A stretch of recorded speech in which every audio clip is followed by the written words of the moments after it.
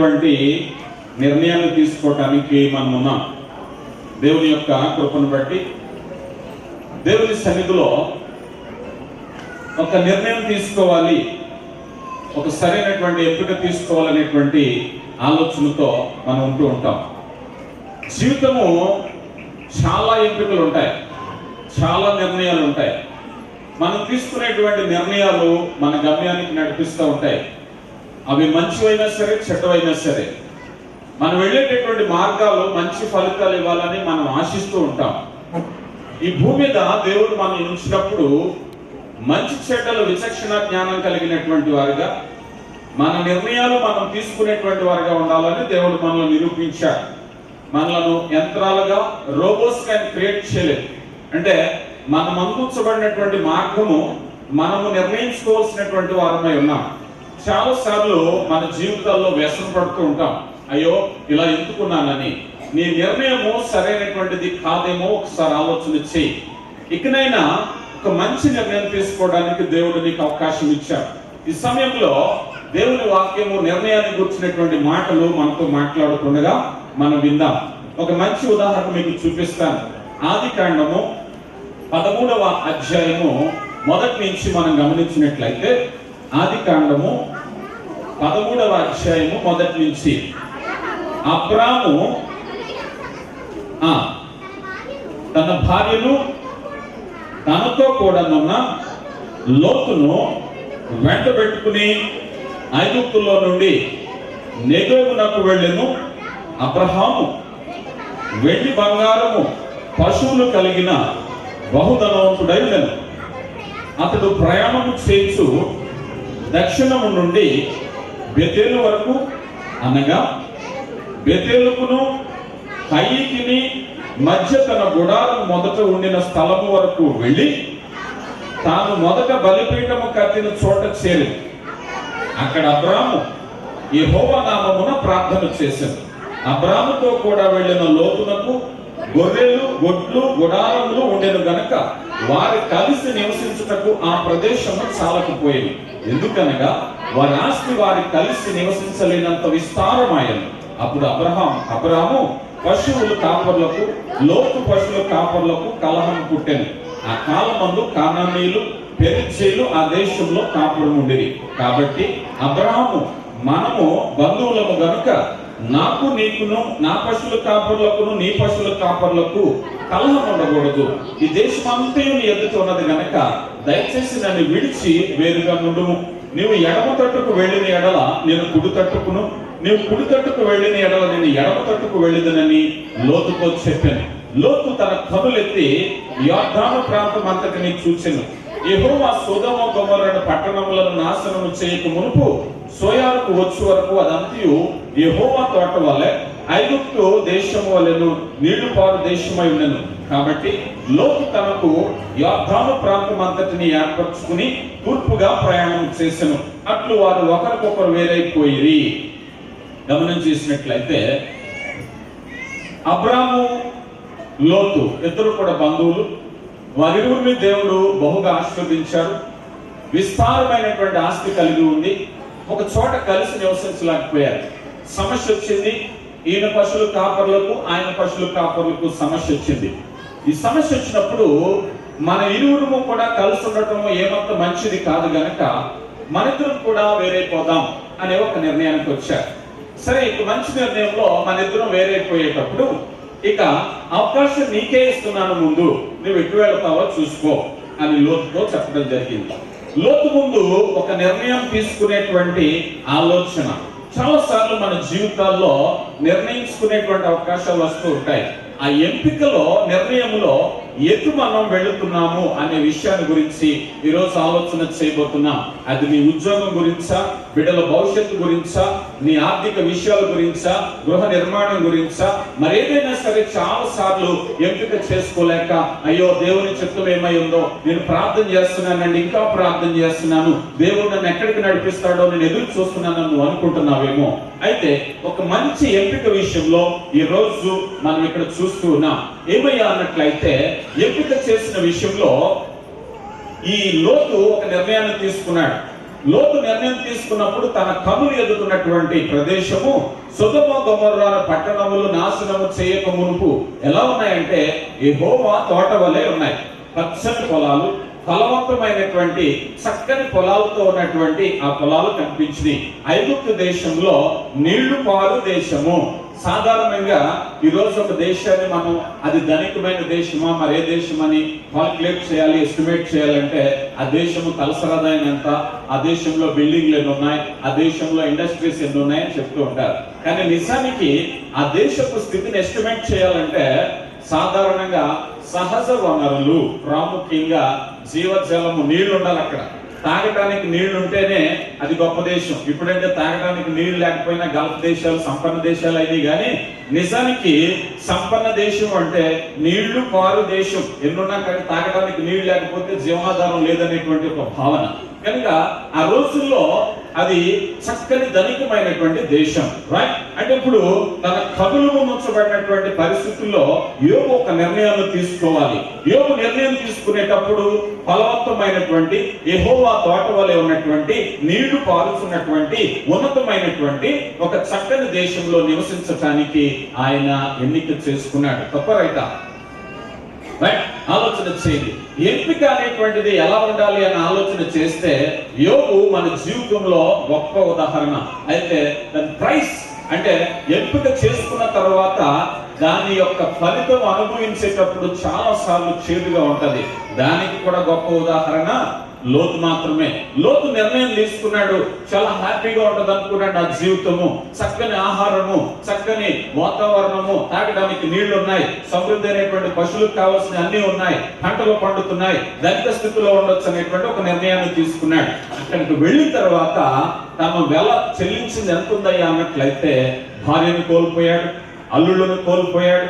ఇంకా ఆలోచన చేసినట్లయితే కుమార్తెలతో చేయకున్నటువంటి పొరపాటు చేయవలసినటువంటి పరిస్థితి వచ్చింది. ఇన్ని నష్టాలకు గల కారణం ఏంటంటే తాను ఆలోచించి తీసుకున్నటువంటి నిర్ణయము ఎలాంటి నిర్ణయం అంటే పైకి చూసి తీసుకున్నటువంటి నిర్ణయం. ఈరోజు చాలా సార్లు మన నిర్ణయాలు ఎలా ఉంటాయంటే పై చూసేసి నిర్ణయం తీసేసుకుంటూ ఉంటాం. దేవుని చిత్తం లేకుండా, దేవుని సహాయం లేకుండా, ప్రార్థనా పూర్వకంగా కాకుండా మన నిర్ణయం తీసేసుకుంటాం. కానీ ఇక్కడ ఆలోచన చేస్తే ఈ అధ్యాయంలో దిగున 12వ వచనంలో మనం చూసినప్పుడు 13 చదవండి అమ్మా. సొదొమ మనుషులు దుష్టులను యెహోవా దృష్టికి బహుపాపులైంది. చాలా అక్కడ ధనం ఉన్న మాట వాస్తవమే, పాడి పంటలు ఉన్న మాట వాస్తవమే, నీళ్లున్న మాట వాస్తవమే. కానీ ఆ జనులు ఎలాంటి వారట? యెహోవా దృష్టికి దుష్టులు, వాడు ద్రోహులైనటువంటి ప్రజలు ఉన్నటువంటి ప్రదేశాన్ని కోరుకున్నాడు. ప్రియులారా, ఒక నిర్ణయం తీసుకునేటప్పుడు జీవితము ఫుల్ ఆఫ్ చాయిసెస్. మనకి చాలా అవకాశాలు ఉన్నాయి. ఏం చదువుకోవాలి, ఎక్కడ నివసించాలి, కొన్ని అవకాశాలు మనం చూస్తూ ఉంటాం. కొన్ని పరిమితి కాలానికి చెందినటువంటివి, కొన్ని జీవితంలో ఒక్కసారి తీసుకునే నిర్ణయాలు ఉంటాయి. కొన్ని నిర్ణయాలు చాలా సార్లు తీసుకుంటూ ఉంటాం, అవునా? అయితే ఇలాంటి నిర్ణయాలు తీసుకునేటప్పుడు నీ నిర్ణయాలు నిన్ను ఎక్కడికి నడిపిస్తున్నాయో, ఏ విధమైనటువంటి నిర్ణయాలు తీసుకుంటున్నావో దేవుడు నీతో మాట్లాడుతున్నాడు. నీ హృదయంలో ఈ రోజు ఏ నిర్ణయం గురించి ఆలోచన చేస్తున్నావో, అయ్యో ఈ నిర్ణయాన్ని నేను తీసుకోలేకపోతున్నానని నిరీక్షిస్తున్నావో దేవుడు నీతో మాట్లాడి ఎలా నిర్ణయించుకోవాలో దేవుడు నీతో మాట్లాడబోతున్నాడు ఈ రోజు. జాగ్రత్త గమనించండి. ఇక్కడ లోతు తీసుకున్నటువంటి ఒక శ్రేష్టమైనటువంటి నిర్ణయాన్ని బట్టి అతడు నష్టపోయిన విషయాలే కాకుండా అతడు ఎలాంటి పరిస్థితుల్లో జీవించాడంటే పేతురు రాసినటువంటి 2వ పత్రిక 2వ అధ్యాయము 8వ వచనంలో, పేతురు రాసిన 2వ పత్రిక 2వ అధ్యాయము 8వ వచనం, ఆ నీతిమంతుడు వారి మధ్య కాపురం ఉండి తను చూసిన వాటిని బట్టి వినిన వాటిని బట్టి వారి అక్రమమైన క్రియల విషయంలో దినదినము నీతిగల తన మనసును నొప్పించుకొని వచ్చాను. చాలా ఆలోచన చేస్తే లోతు నీతిమంతుడిగా ఎంచబడ్డాడు. గమనించండి, లోతు ఎన్నిక చేయబడినటువంటి దేశంలో ఆ సొదొమ గొమొర్రా పట్టణంలో ఫలవంతమైనటువంటి పాడి పంటలు కలిగినటువంటి నీళ్లు పారుతున్నటువంటి దేశంలో నివసించమని ఎవరు చెప్పారు? చెప్పాలి? ఎవరైనా చెప్పారా? తన నిర్ణయం తీసుకున్నాడా? తను ఎంపిక చేసుకున్నాడు. అబ్రహాము చక్కగా తెలియపరిచాడు, నీకు ఇస్తున్నాను అవకాశం, నువ్వు కుడి తట్టు వెళ్తే నేను ఎడమ తట్టు వెళ్తాను, నువ్వు ఎడమ తట్టు వెళ్తే కనుక నీకే అవకాశం ఇస్తున్నానంటే ఈయనే ఎంపిక చేసుకున్నాడు. రైట్, ఈయన ఎంపిక చేసుకున్నాడు, బాగానే ఉంది. అక్కడికి వెళ్ళాక మనం ఇందాక బేసికల్ గా చెప్పాం, అదేమయ్యా అన్నట్లయితే మొదటిగా భార్యను కోల్పోయాడు, కాబట్టి తర్వాత అల్లుడును కోల్పోయాడు, అనవసరమైనటువంటి నిందేసుకోవాల్సిన పరిస్థితి వచ్చింది. ఇంతే కాకుండా అక్కడ ఈ పేతురు పత్రికలో అంటున్నారు కదా, ఈ అక్రమ విషయంలో దినదినము నీతి గల తన మనసు నొప్పించుచూ వచ్చను. అక్కడ ఏమన్నా చెప్పండి, యోబు నివసించే ప్రాంతంలో ఆహారం ఉంది, పానీయాలు ఉన్నాయి, డబ్బు ఉంది, పశు సంపద ఉంది. కానీ దినదినం ఎలా బ్రతుకుతున్నాడట? దినదినం ఎలా బ్రతుకుతున్నాడు? మనశ్శాంతి లేకుండా బ్రతుకు. ఈరోజు చాలా సార్లు అంటూ ఉంటాం, పెళ్లి అయిపోయినప్పుడు ఆ బిడ్డలకు పెళ్లి చేసినప్పుడు ఏమోనంటే డబ్బు ఉందని, ఉద్యోగం ఉందని, లేకపోతే మర్యాద ఉందని స్థాయిని బట్టి చేసామండి. కానీ ఈరోజు చూస్తే వారి బ్రతుకు దినదినము వారి బ్రతుకు దినదినము ఎలా ఉంది? నేను ఎక్కడికో దూరదేశం వెళ్ళానండి కష్టపడి బ్రతకడానికి, ఏవో 4 డబ్బులు వస్తే పిల్లలు పోషించుకుందామని. కానీ అక్కడికి వెళ్ళాక పరిస్థితి ఎలా ఉందంటే దినదినము వేదన, కష్టము, కన్నీళ్లు. చాలా సార్లు మనం తీసుకునేటువంటి నిర్ణయాలు ఆ విధంగానే ఉంటున్నాయి. మనం ఒకటి కలుస్తున్నాం, అక్కడ జరిగేది ఒకటిగా ఉంటుంది. మన ఎంపికలన్నీ కూడా కరెక్ట్ గా ఉండట్లేదు. చాలా సార్లు ఇదిగోనండి ఈ మంచి కార్యం అని చెప్పేసి ఈ ప్రాంతంలోకి వచ్చాను, ఈ మంచి పని తెలిసి వ్యాపారం పెట్టాను, ఈ మంచి పని తెలిసి పనిలో వచ్చాను, కానీ పని అయితే చేస్తున్నాను కానీ దినదినము కృంగిపోతున్నానండి. మనశ్శాంతి లేదు, ఈ ఇంట్లో ఉండలేకపోతున్నాను, ఈ ప్రాంతంలో ఉండలేకపోతున్నాను, ఈ పని చేయలేకపోతున్నాను, బ్రతకలేకపోతున్నాను. నీతిమంతుడైనటువంటి లోతు తన మనస్సును దినదినము నొప్పించుకుంటున్నాడు, బాధపడుతున్నాడు. ఎక్కడున్నాడో తెలుసా? కంఫర్ట్ జోన్ లో. చక్కని వాతావరణం ఉంది, చక్కని సంపద ఉంది, అన్నీ ఉన్నాయి, ఏం లేదు, మనశ్శాంతి లేదు, అన్నీ ఉన్నాయి, మనస్సు నొప్పించుకుంటున్నాడు. పిల్లలు గమనించండి, మన ఎంపికలు ఎలా ఉంటున్నాయి అన్నట్లయితే జీవితాల్లో చాలా సార్లు ఇదే ఎదురవుతూ ఉంది. అయితే దేవుడు నీతో ఈరోజు మాట్లాడబోతున్నారు వాక్య రీతిగా. నీ నిర్ణయాలు ఎలా ఉండాలో నీకు తెలియపోతున్నాయి, గమనించండి. అయితే ఈ లోతు గురించి ఇంకా మనం ఆలోచన చేసినట్లయితే ఆదికాండము 19వ అధ్యాయము 7 నుంచి 9 వచనాల్లో, ఆదికాండము దగ్గరకు వెళ్ళి అన్నలారా ఇదిగో పురుషుని కూడని 2 కుమార్తెలు ఉన్నారు, సెలవైతే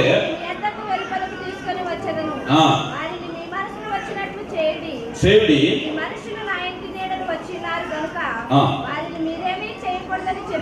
చెప్పినప్పుడు. చాలా ఇక్కడ ఆలోచన చేస్తే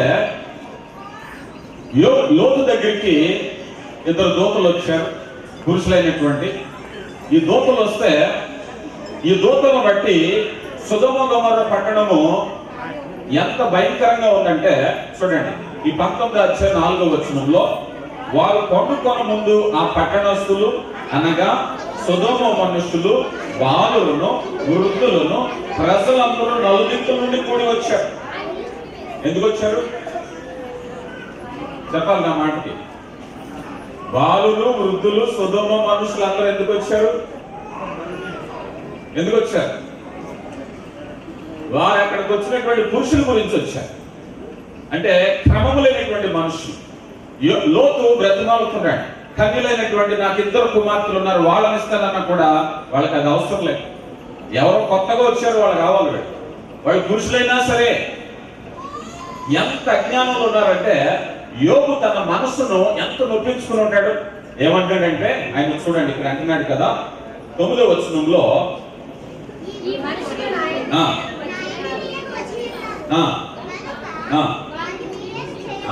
ఈ మనుషులు నా ఇంటి నేడకు వచ్చి ఉన్నారు, అది సభ్యతయ్యా, నా గురించి వచ్చారు కనుక వాళ్ళని ఏమి చేయొద్దు. బ్రతిమాలుకుంటున్నాడు. వారు విన్నారా? కింద వచ్చిన వాళ్ళు అంటున్నారు కదా, వీడు ఎక్కడి నుంచో వచ్చి మన మీద తీర్పరగా మాట్లాడుతున్నాడు, గొప్ప మాటలు మాట్లాడుతున్నాడు.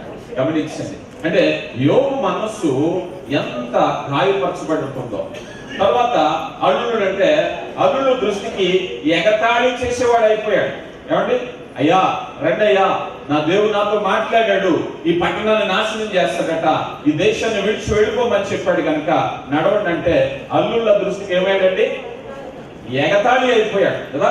ఈ విషయాన్ని మనకి నోవాహు గ్రంథంలో కనిపిస్తూ ఉంటది. నోవాహు కూడా ఆయా ప్రాంతాల్లో తిరుగుతూ, అయ్యా జల ప్రళయం వస్తుందయ్యా, ఇదిగో నేను పడవ తయారు చేస్తున్నాను, వాళ్ళలోకి ఎక్కండి వాళ్ళు నవ్వుతూ ఉన్నారు కదా. బహుశా నాకు తెలిసి నోవాహు 3 generations 3 తరాల వరకు సువార్తను ప్రకటించాడు.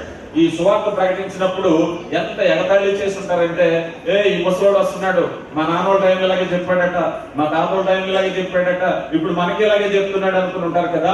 విసుగు చెందకుండా సువార్తను ప్రకటించాడు. రైట్. ఒకవేళ దేవుడు తనకిచ్చినటువంటి అవకాశాన్ని, నోవాహు అయితే తన కుటుంబాన్ని రక్షించుకోగలిగాడు కానీ లోతు రక్షించుకోలేకపోయాడు కదా. మాట వినలేనటువంటి పరిస్థితి, ఎగతాళి, ఇలాంటి పరిస్థితుల్లోనికి నడిపించడానికి గల కారణం ఏంటంటే ఒకటి మాత్రం వాస్తవం, లోతు తీసుకున్నటువంటి నిర్ణయాలు. ఈరోజు చాలా సార్లు ఈ విధమైనటువంటి నడిపింపులోకి వెళ్ళేటప్పుడు సంతోషంగా నిర్ణయం తీసుకోవటం, ఆనందంగా నిర్ణయం తీసుకోవటం, ఫలితం వచ్చేసరికి భరించలేనిదిగా, వేదనభరితంగా, కష్టభరితంగా ఉండడం అనేది మనం చూస్తూ ఉన్నాం. వీళ్ళని గమనించండి. ఒకసారి మనం ఆలోచన చేసినట్లయితే ఈ విషయాలన్నింటిని గురించి మనం ఆలోచన చేస్తుండగా నిర్ణయాలు తీసుకునేటప్పుడు ఎందుకు ఫెయిల్ అవుతున్నాయి అన్న ఆలోచన చేస్తే మానవుడు తన జీవితాన్ని గురించి నిర్ణయం తీసుకోవటానికి శక్తి లేనటువంటి వాడు. ఆన్సర్ ఎక్కడ ఉందంటే, నీ నిర్ణయాలు తీసుకోవటానికి నువ్వు బలహీనుడివి. యాకోబు రాసిన పత్రిక 1వ అధ్యాయము 5వ వచనం. యాకోబు రాసిన పత్రిక 1వ అధ్యాయము 5వ వచనం చదవడం. ఎవరికైనాను జ్ఞానము కొదువుగా ఉన్నాడు, అతడు దేవునిని అడగవలెను, అప్పుడది అతడికి అనుగ్రహింపబడును. ఆయన ఎవరిని గద్దింపక అందరికీ ధారాళముగా దయచేవాడు. చాలా కనుక ఎవరికైనాను జ్ఞానము కొదువుగా ఉన్న ఎడల, ఏ జ్ఞానం ఇది? నేనేమంటానంటే మన పరిభాషలో పాఠ్యాంశ ప్రకారంగా ఎవరికైనాను నిర్ణయం తీసుకునే జ్ఞానము కొదువైన ఎడల, ఎవరికైనాను తన ప్రయాణ విషయంలో నిర్ణయం తీసుకోలేనప్పుడు జ్ఞానము కొదువైన ఎడల, ఎవరికైనాను ఆర్థిక విషయాల్లో నిర్ణయం తీసుకునేటువంటి జ్ఞానము కొదువైన ఎడల ఎవరిని అడగాలి? దేవుడిని అడగాలి. అంటే ప్రార్థించాలి. అంటే ఒక మాటలో చెప్పాలంటే లోతు తన ముందున్నటువంటి నిర్ణయం చూసేసరికి ఓకే రైట్, పచ్చగా ఉంది, చక్కని ఫలభరితంగా ఉంది, వెళ్ళిపోవడం అనుకున్నాడు. వెళ్ళిన తర్వాత అసలు కష్టం వచ్చింది. కానీ అతడు నిర్ణయం తీసుకునే ముందు దేవునిని అడగాలి, జ్ఞానాన్ని అడగాలి, సలహా అడగాలి. ఈరోజు చాలా సార్లు మన నిర్ణయాలు ఎందుకు ఫలభరితంగా ఉండట్లేదంటే దేవునిని అడగకపోవటం. Right are wrong? ఎంతమంది అడుగుతున్నారు మీ నిర్ణయాల్లో ప్రతిదీ కూడా? చాలా సార్లు అన్ని సమృద్ధిగా ఉండే నిర్ణయం తీసుకోవటం, ఫెయిల్ అయ్యి దేవుని దగ్గరికి రావటం, అదే కదా జరిగింది. లాస్ట్ లో దేవుని దగ్గరికి వస్తూ ఉంటారు. ఫస్ట్ రాదు కదా. మొదట నువ్వు దేవుని దగ్గరికి రావాలి. ఎప్పుడైనా సరే ఒకవేళ నువ్వు కార్యాన్ని జరిగించడానికి, నీకు ఇల్లు కట్టడానికి డబ్బు ఉన్నా సరే, ఎప్పుడు వస్తుంది దేవుని దగ్గరికి? ఇల్లు కట్టేటప్పుడు. ఇల్లు కట్టాలంటే ఫస్ట్ ఐడియాస్ ఏమొస్తాయి? నా దగ్గర ఎంత డబ్బు ఉంది, తాకట్టు పెట్టడానికి ఎంత బంగారం ఉంది, లోన్ ఎప్పుడు వస్తుంది, మా అమ్మని అడిగితే, మా తమ్ముడిని అడిగితే, మా అక్కని అడిగితే ఎంత ఇస్తారు, ఇవన్నీ దృష్టిలో పెట్టుకుని ఇల్లు కట్టేస్తారు. అయిపోతుంది కదా, పునాదీలకు సగం వచ్చాక ఆగిపోతుంది కదా, అప్పుడు ప్రార్థన చేయమంటారు. ఏమంటే మన చేతిలో రిసోర్సెస్ అన్ని అయిపోతాయి కదా, అప్పుడు దేవుడు గుర్తొస్తారు. నేను ప్రారంభించేటప్పుడు నీకు జ్ఞానము కొదవుగా ఉన్న ఎడల అప్పుడు అడగను. ఎప్పుడు అడుగుతావు నువ్వు? సగంలో ఇల్లు ఆగిపోయాక, స్లాబ్ దగ్గర ఆగిపోయాక, ప్లాస్టిక్ దగ్గర ఆగిపోయాక అప్పుడు దేవుడు గుర్తొస్తాడు. ముందు అడిగావా నువ్వు? గమనించండి. కనుక నిర్ణయం తీసుకునేటప్పుడే దేవుని సహాయం కావాలి. నిర్ణయం తీసుకోవడానికి మనం అజ్ఞానులు, మనం ఒప్పుకోవాలి. మనం ఎప్పుడైతే నిర్ణయం తీసుకునేటప్పుడు నేను కనుక తెలివైన అనుకుంటాం, ఫెయిల్ అయ్యాక తెలిసేటప్పుడు మన జ్ఞానం ఏంటో కదా. మనం ఫెయిల్ అయిపోయాక అప్పుడు తెలుస్తుంది మన జ్ఞానం ఏంటో. అదే ఎందుకు తీసుకున్నాను ఈ నిర్ణయం అని. అలా అనుకోకుండా ఉండాలంటే మోకరించి ప్రార్థన చేసావా? నువ్వు నిర్ణయం తీసుకునేటప్పుడు, నువ్వు చదువుకునేటప్పుడు, కోర్స్ తీసుకునేటప్పుడు, ఫారెన్ వెళ్ళేటప్పుడు, నీ నిర్ణయాల్లో, ఆర్థిక విషయాల్లో, బిడ్డల విషయాల్లో నీవు ఎప్పుడైనా మోకరించి ప్రార్థన చేసి నిర్ణయం తీసుకున్నావా? అందుకే నీకు జ్ఞానము పొదువుగా ఉన్న ఎడలా ఎవరిని అడగాలి? దేవునిని అడగాలి. కనుక మనం చాలా సార్లు మన నిర్ణయాల్లో, చాయిస్లో దేవునికి అవకాశం ఇవ్వట్లేదు. ఎటు వీలుగా ఉంటే అటు, ఎటు కంఫర్ట్గా ఉంటే అటు, ఎటు సులభంగా ఉంటే అటు, ఎటు మంచిది అనిపిస్తే అటు. మన మనసుకు నచ్చేసింది అనుకోండి, సంబంధం వచ్చేసిందండి, అన్ని బాగున్నాయి కనుక ఏమో దేవుడే ఇచ్చాడండి అందుకే చేస్తాం. ప్రార్థన చేసావా? మా అబ్బాయి చాలా అదృష్టవంతుడండి. ఎంత అదృష్టవంతుడు అంటే దేవుడు మంచి సంబంధం తీసుకొచ్చాడు. ప్రార్థన చేసావా? అడగలేదు నువ్వు. నీ మనసుకు నచ్చింది అన్ని ఉన్నాయంటే దేవుడు ఆశీర్వాదం అనుకున్నావు. లోతు అలాగే అనుకున్నాడు. అక్కడ అన్ని ఉన్నాయంటే దేవుడు ఉన్నాడు అనుకున్నాడు. దేవుడు ఉన్నాడు అక్కడ లేడు. అక్కడ గమనించండి, అంటే నువ్వు ప్రార్థన చేయలేదు. నీ హృదయాన్ని బట్టి, నీ స్పందనను బట్టి దేవుని చిత్తం అనుకున్నాం. మనం ఎంత అవివేకంగా ఆలోచిస్తాం అంటే కొన్నిసార్లు ఏదైనా మంచి అయితే దేవుని చిత్తం అనుకుంటాం. 1-2 సార్లు జరగలేదు అనుకోండి, ఏమో లేదు దేవుని చిత్తం కాదేమో జరుగుతలేదు. దేవుని చిత్తాన్ని మనమే డిసైడ్ చేసేస్తున్నాం. అవునా కాదా? సో రైట్ వేలో మనం ఆలోచన చేస్తే నువ్వు అవును కాదు అనుకునే కంటే ముందే నీవు దేవుని సన్నిధిలో విజ్ఞాపన చేయాలి, దేవునిని అడగాలి. ఒక పెద్ద ఆయన చూపిస్తాను ఈరోజు మీకు. ఆయన తీసుకున్నటువంటి నిర్ణయాలు ఆయన ఎక్కడికి నడిపించినాయో మనం ఆలోచన చేద్దాం. ఎందుకంటే ఈ భూమి మీద మనము నిర్ణయాలలో, ఎంపికలలో ఉన్నామా లేదో చెప్పండి. ఎంపిక గురించి చెప్పమంటారు మీకు అర్థమయ్యేలాగా చెప్పనా? మీకు అర్థమయ్యేలాగా ఎంపిక అంటే ఏంటో, శారీ కొన్నాం. చీర కొనాలంటే ఏం చేయాలి? వెళ్ళి డబ్బులు ఇచ్చి శారీ తీసుకొస్తారా? ఏ మొత్తం అని అంటారు. ఎన్ని తీయాలి? ఎన్ని లోట్లైనా తీయాలి. అవసరం కొన్ని షాపులు కూడా మారుస్తాం. ఈ షాప్ కాదు ఇంకొక షాప్. అంటే ఏంటది? ఎంపిక, చాయిస్. మనం డబ్బులు పే చేస్తున్నాం కనుక మనకి మనసుకు నచ్చింది చాయిస్ అన్నమాట. ఒక శారీ విషయంలోనే అలా తీసుకుంటే చాలా విషయాలు ఎంపికమయం. జీవితం అంటే అనేక ఎంపికలు. చదువుకునే చదువు దగ్గర నుంచి, వేసుకునే బట్టల దగ్గర నుంచి, తినే ఆహారం నుంచి, నివసించే ప్రదేశం, గృహం, ప్రతిదీ కూడా ఎంపికే. నీ ఎంపిక ఎలా ఉంటుంది అనే విషయాన్ని గురించి దేవుడు నీతో మాట్లాడబోతున్నారు. ఒక ఆయన చూపిస్తాను. ఆయన అనుకున్నాడట జీవితంలో ఒకే ఒక ఎసెట్ పెట్టుకున్నారు. అదేంటంటే సంతోషంగా ఉండడమే. సంతోషంగా ఉండాలి. మనం కూడా అదే కదా ప్రయత్నం. మన ఉద్దేశం ఏంటి? హ్యాపీగా ఉండాలి, కష్టం లేకుండా ఉండాలి, వ్యాధి బాధలు లేకుండా ఉండాలి, ఆర్థిక కష్టాలు లేకుండా ఉండాలి అనేటువంటి ఆలోచన కలిగి ఉన్నాం. ద సేమ్ అలాంటి ఉద్దేశాన్ని బట్టి ఒక పెద్ద ఆయన చూపిస్తాను చూడండి. ఆయన ఏం చేశాడో మీకు తెలియపరచాలని ఆశపడుతున్నాను. ప్రసంగి గ్రంథము 1వ అధ్యాయము 16వ వచనం నుంచి మనం గమనించినట్లయితే, యెరూషలేమునందు చాలా ఎక్కువగా జ్ఞానమును విద్యను నేను పూర్ణముగా అభ్యసించితినని నా మనసులో నేను అనుకుంటుని, నా మనసు నిలిపి జ్ఞానాభ్యాసమును, వెరితనమును, మతిహీనతను తెలుసుకొనుటకై ప్రయత్నించితిని. అయితే ఇదియు గాలికై ప్రయాసపడుటే అని తెలుసుకుంటుని. విస్తారమైన జ్ఞానాభ్యాసము చేత విస్తారమైన దుఃఖము కలుగును, అధిక విద్య సంపాదించిన వారికి అధిక శోకము కలుగు. యెరూషలేమునందు నా ముందున్నటువంటి వారందరికంటే నేను చాలా ఎక్కువ చదువుకున్నాను. నేను అంటే యాజ్ ఎ స్టూడెంట్ గా ఇక్కడ ఉన్నటువంటి వారికి నేను చెప్పేది ఏంటంటే, ఎంతమంది ఉన్నారు స్టూడెంట్స్? చేతులు పైకి ఎత్తండి. స్టూడెంట్స్ ఎంతమంది ఉన్నారు? నేను పెన్నులు ఇస్తాను మీకు, భయంగా ఎత్తద్దు. స్టూడెంట్స్ ఎంతమంది ఉన్నారు? ధైర్యంగా ఎత్తండి. వీళ్ళిద్దరూ, ఆమె అమ్మాయిలిద్దరూ పెన్నులు తీసేసుకున్నారు. ఇంకా మీ అందరికి కూడా నేను పెన్నులు ఇస్తాను. సరే పక్కన పెడితే, ఎడ్యుకేషన్ విషయంలో ఎంపిక. ప్రతి ఒక్కరికి ఒక చాయిస్, ప్రతి ఒక్కరికి ఒక ఎంపిక. నేను చదువుకునేటప్పుడు ఏ కోర్సు తీసుకోవాలి? పిల్లలు చదివేటప్పుడు పిల్లలే కాదు ఎంపిక చేసేది, ఇంకెవరు ఎంపిక చేస్తారు? వారి పేరెంట్స్ కూడా, తల్లిదండ్రులు కూడా ఎంపిక చేస్తూ ఉంటారు. పిల్లలు ప్రయోజకులు అవ్వాలంటే తల్లిదండ్రులు 50% కష్టపడాలి, 100% పిల్లలు కష్టపడరు కదా. రైట్. నేను పక్కన పెడితే సొలొమోను ఒక ఎంపిక వచ్చాడు. అదేమన్నట్లయితే తను 3 విషయాల్లో ప్రయత్నించాడు. జాగ్రత్తగా గమనించండి. సొలొమోను 3 విషయాల్లో ప్రయత్నించాడు. 3 విషయాల్లో కూడా ఎలాంటి రిజల్ట్ వచ్చినాయో మనం చూడాలంటే, ఫస్ట్ ఆఫ్ ఆల్ అతను నిర్ణయం ఏంటంటే బాగా చదువుకోవాలనుకున్నాడు, బాగా జ్ఞానాన్ని సంపాదించుకోవాలనుకున్నాడు. స్వాభావికంగానే దేవుని చేత జ్ఞానం పొందుకున్నటువంటి వాడు సొలొమోను. ప్రార్థన ద్వారా సొలొమోను జ్ఞానం పొందుకున్నాడు. అంతేకాకుండా ఈ భూమి మీద విద్యలు అనబడేవి ఆ రోజుల్లో ఏవైతే ఉన్నావో వాటన్నిటినీ కూడా సకలము కూడా సంపాదించడానికి ప్రయత్నించాడు. ఈ ప్రయత్నించి దాని ఫలితంగా అతను ఏమంటాడంటే, ఇదంతయు గాలికి ప్రయాసపడినట్లుగా ఉంది.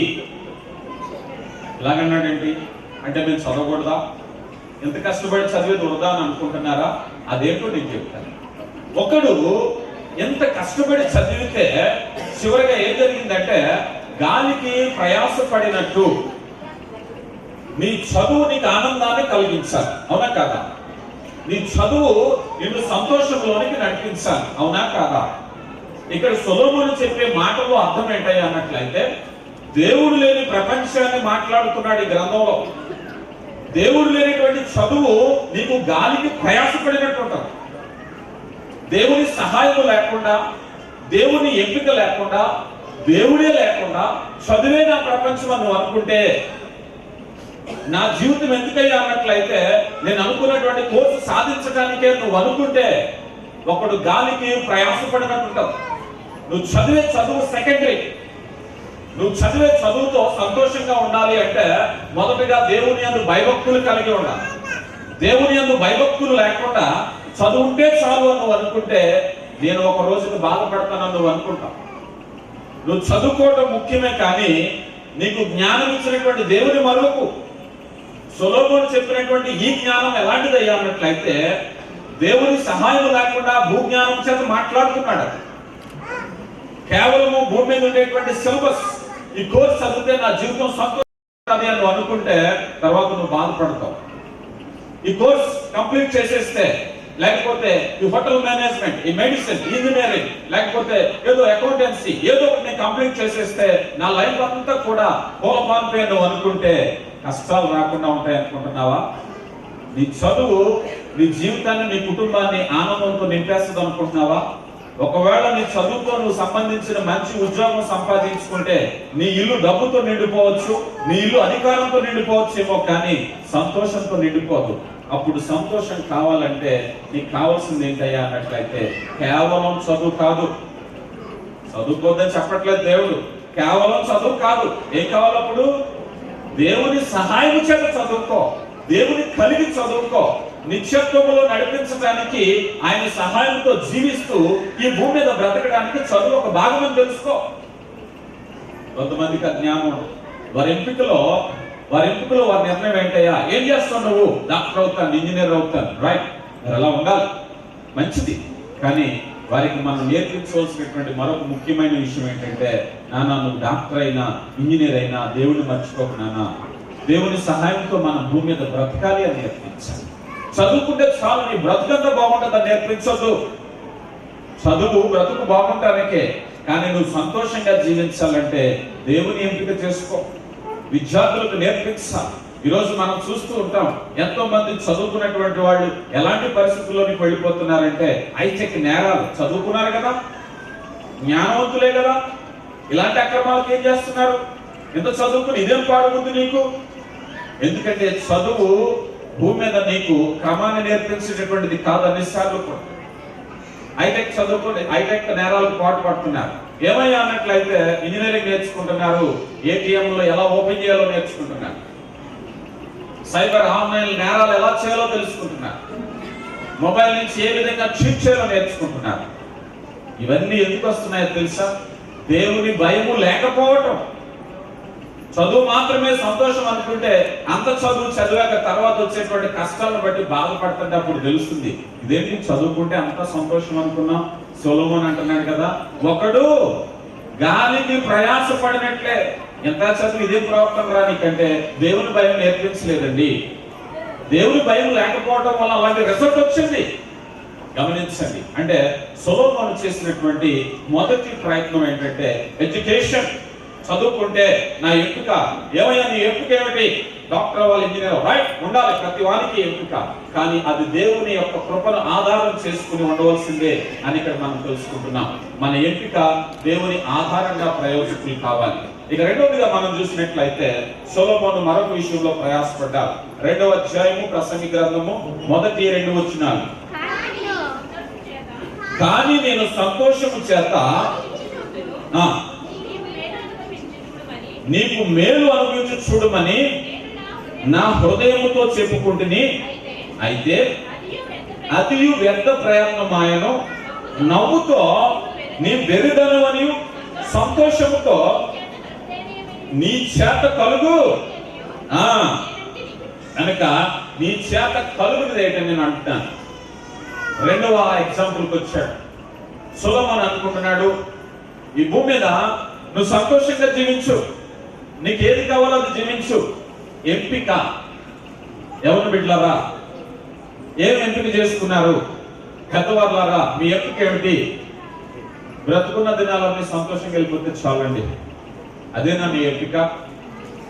అప్పు లేకుండా వెళ్ళిపోతే చాలండి, అదేనా ఎంపిక? గమనించండి. ఎప్పుడైనా సరే నీ ఎంపిక విషయంలో నీవు అలాంటి ఆలోచన కలిగి ఉన్నావు. సొలొమోను రెండవ ఎంపికలో ఉన్నాడు. ఈ రెండవ ఎంపికలో ఏమని అనుకుంటున్నాడంటే, తన యొక్క హృదయముతో అనుకుంటున్నాడట, సంతోషము చేత శోధించి చూదును. ఈ భూమి మీద సంతోషం అనేటువంటిది ఏముందో దానంతా కూడా అనుభవించాయి తన హృదయంతో అనుకున్నాడట. ఇంకా వివరంగా చెప్తే 8వ వచనంలో ఇంకా బాగా మాట్లాడుతున్నారు. చూడండి, 10వ వచనం చదవండి. నా కన్నులు ఆశించిన వాటిలో దేనిని చూడకుండా నేను అభ్యంతరం చేయలేదు, మరియు నా హృదయ పనులన్నిటిని బట్టి సంతోషింపగా సంతోషకరమైనది ఏది అనుభవించకుండా నేను నా హృదయమును నిర్బంధించలేదు. చాలా సంతోషించడానికి సొలొమోను సంతోషముతో తన హృదయాన్ని శోధించాడు.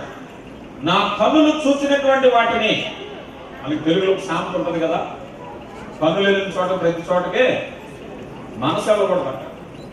సొలొమోను అదే అంటున్నాడు, నా కన్నులు చూసిన ప్రతి సంతోషాన్ని నేను ఆపలేదు, నా హృదయము కోరుకున్నటువంటి ఆనందాన్ని నేను నిర్బంధించలేదు. ఎందుకంటారు? కారణం ఏమిటి చెప్పాలి? కారణం ఏమిటి? సంతోషంగా ఉండాలని ఒక నిర్ణయాన్ని తీసుకున్నాడు కదా. ఆ నిర్ణయం ఏమిటి? సంతోషంగా ఉండాలనేటువంటి ఒక నిర్ణయం తీసుకున్నాడు. మనం అందరం కూడా సంతోషంగా ఉండాలనే నిర్ణయం తీసుకుంటున్నాం. అయితే ఈ నిర్ణయం, ఈ సంతోషం అనేటువంటి నిర్ణయము నిన్ను ఎక్కడికి నడిపిస్తుంది? జీవితంలో ఒకే ఒక మాట చెప్పాలంటే, దేవుని సహాయము లేనటువంటి సంతోషము నిన్ను బాధపరిచేటటువంటి, దేవుని సహాయము లేనటువంటి సంతోషము, దేవుని నిర్బంధము లేనటువంటి సంతోషము, దేవుని కట్టుబాట్లు లేనటువంటి సంతోషము, దేవుని భయం లేనటువంటి సంతోషము ఒక రోజుకి నేను కన్నీరు కారుస్తుంది ఖచ్చితంగా. ఇదిగో నేను మద్యపానం తాగేస్తున్నాను, చాలా సంతోషంగా ఉందండి, చాలా కిక్కిచ్చిందండి. డాక్టర్ చెప్తాడు, లివర్ పాడే, నువ్వు బ్రతకరా బాబు, చచ్చిపోతావని. అప్పుడు తెలుస్తుంది ఆ సంతోషం విలువేంటో. అప్పుడు తెలుస్తుంది ఆ సంతోషం విలువేంటో. చదువుకోరా నాయన అంటే, నేను రోడ్డు మీద తిరిగి తాగి తండనాలు ఆడానంటాడే, రేపొద్దున పెళ్ళయ్యి పిల్లలు పుట్టాక అప్పుడు తెలుస్తుంది సంతోషం ఏంటో. అప్పుడు నువ్వు ఎప్పుడు చేసుకున్నావు కదా ఫ్రెండ్సే సంతోషం అని. అప్పుడు నువ్వు ఎప్పుడు చేసుకున్నావు కదా తల్లిదండ్రుల మాట వెళ్ళలేకుండా, ఇదిగో నాకున్నటువంటి ఇదే నా సంతోషం అని. లోకం ఇచ్చే సంతోషం ఎలా ఉంటుందో చూస్తూ ఉన్నాం మన చుట్టుపక్కల కదా. ఆర్థిక విషయాలు, సంబంధ బాంధవ్యాలు ఎలా ఉంటున్నాయంటే అప్పుడు అల్పకాల సంతోషం. అలాంటి సంతోషం కోసం నిర్బంధించుకోకపోతే, అందుకే దేవుని ఆజ్ఞలు నిన్ను బంధిస్తూ ఉంటాయి, దేవుని ఆచారాలు, దేవుని యొక్క కట్టుబాట్లు నిన్ను బంధిస్తూ ఉంటాయి. ఆయన వాటి వెళ్ళొద్దు, ఆగిపో. అది సంతోషం నువ్వు అనుకుంటున్నావేమో, అది తర్వాత కట్ల పాము వల్ల కాటేస్తుంది అంటున్నాడు ఆయన. నువ్వు వెళ్ళిపోతున్నావేమో జాగ్రత్త, హెచ్చరిస్తుంది. నిర్బంధాన్ని ఇష్టపడం మనం, ఆపమంటే ఆగం మనం. కారణం ఏంటంటే ఇందులో నాకు సంతోషం ఉంది, నిన్ను వేధిస్తే నాకు సంతోషం ఉంది, నేను ఇరుగులు పెడితే నాకు ఇబ్బంది ఉంది, అది తర్వాత నీకు శాపం అవుతుందేమో గమనించండి. చాలా సార్లు మన సంతోషానికి ఒక నిర్బంధం ఉండాలి. మన ఎంపిక విషయంలో సంతోషంగా ఉండాలి అనేటప్పుడు అది దేవుని యొక్క కట్టుబాట్లతో ఉండాలి. ఎంత సంతోషపడ్డాడు, ఏమన్నా మిగిలిందా? ఏమండి ఏమన్నాడో చూద్దాం రండి. 2వ వచనంలో, 2వ అధ్యాయం,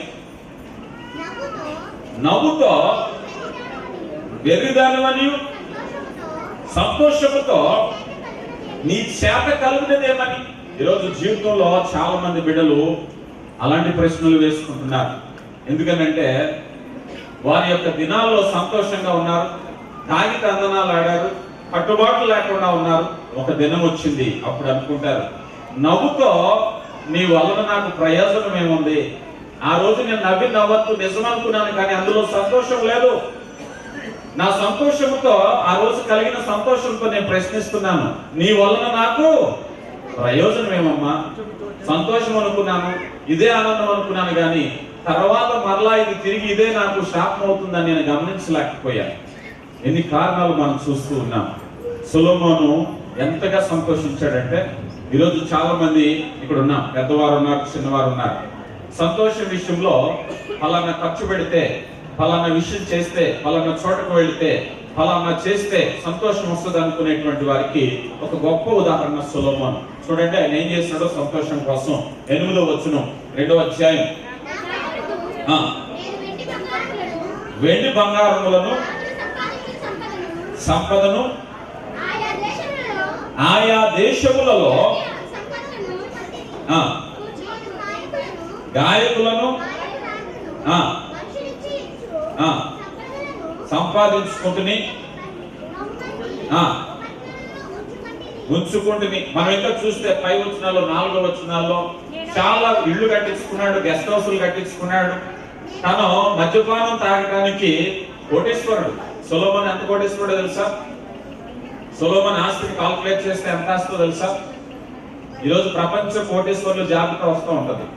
వాళ్ళు చాలా సార్లు ప్రపంచ కోటేశ్వరుల జాబితాలో 1, 2, 3 స్థానాల్లో ఒక సంవత్సరం ఒక ఆయన వస్తూ ఉంటాడు, ఒక సంవత్సరం ఒక ఆయన వస్తాడు. ఈ మధ్య బిల్ గేట్స్ 2nd ప్లేస్ లోకి వచ్చాడు. చానాళ్ళు 1st ప్లేస్ లోనే ఉన్నాడు, 2nd ప్లేస్ లోకి వచ్చేసాడు. అయితే ప్రపంచ కోటీశ్వరుల జాబితాను మనం తీసుకుంటే సంవత్సరానికి ఒకరు మారుతున్నారు, కానీ మానవ చరిత్ర ప్రారంభమైనప్పటి నుంచి ఇప్పటి వరకు అన్ని జనరేషన్ లోకి కూడా కోటీశ్వరుడు ఎవరైనా కాల్కులేట్ చేస్తే సొలొమోనే. అంత సొలొమోను అంత కోటీశ్వరుడు. ఆయన యొక్క కాల్కులేషన్ ఏదైతే ఉందో ఆనాటి విలువను బట్టి కాల్కులేట్ చేసి ప్రస్తుతం ఉన్నటువంటి మార్కెట్ విలువ కడితే బిల్ గేట్స్ కాదు కదా ఎవరు పనిచేయరు ఆయన ముందు.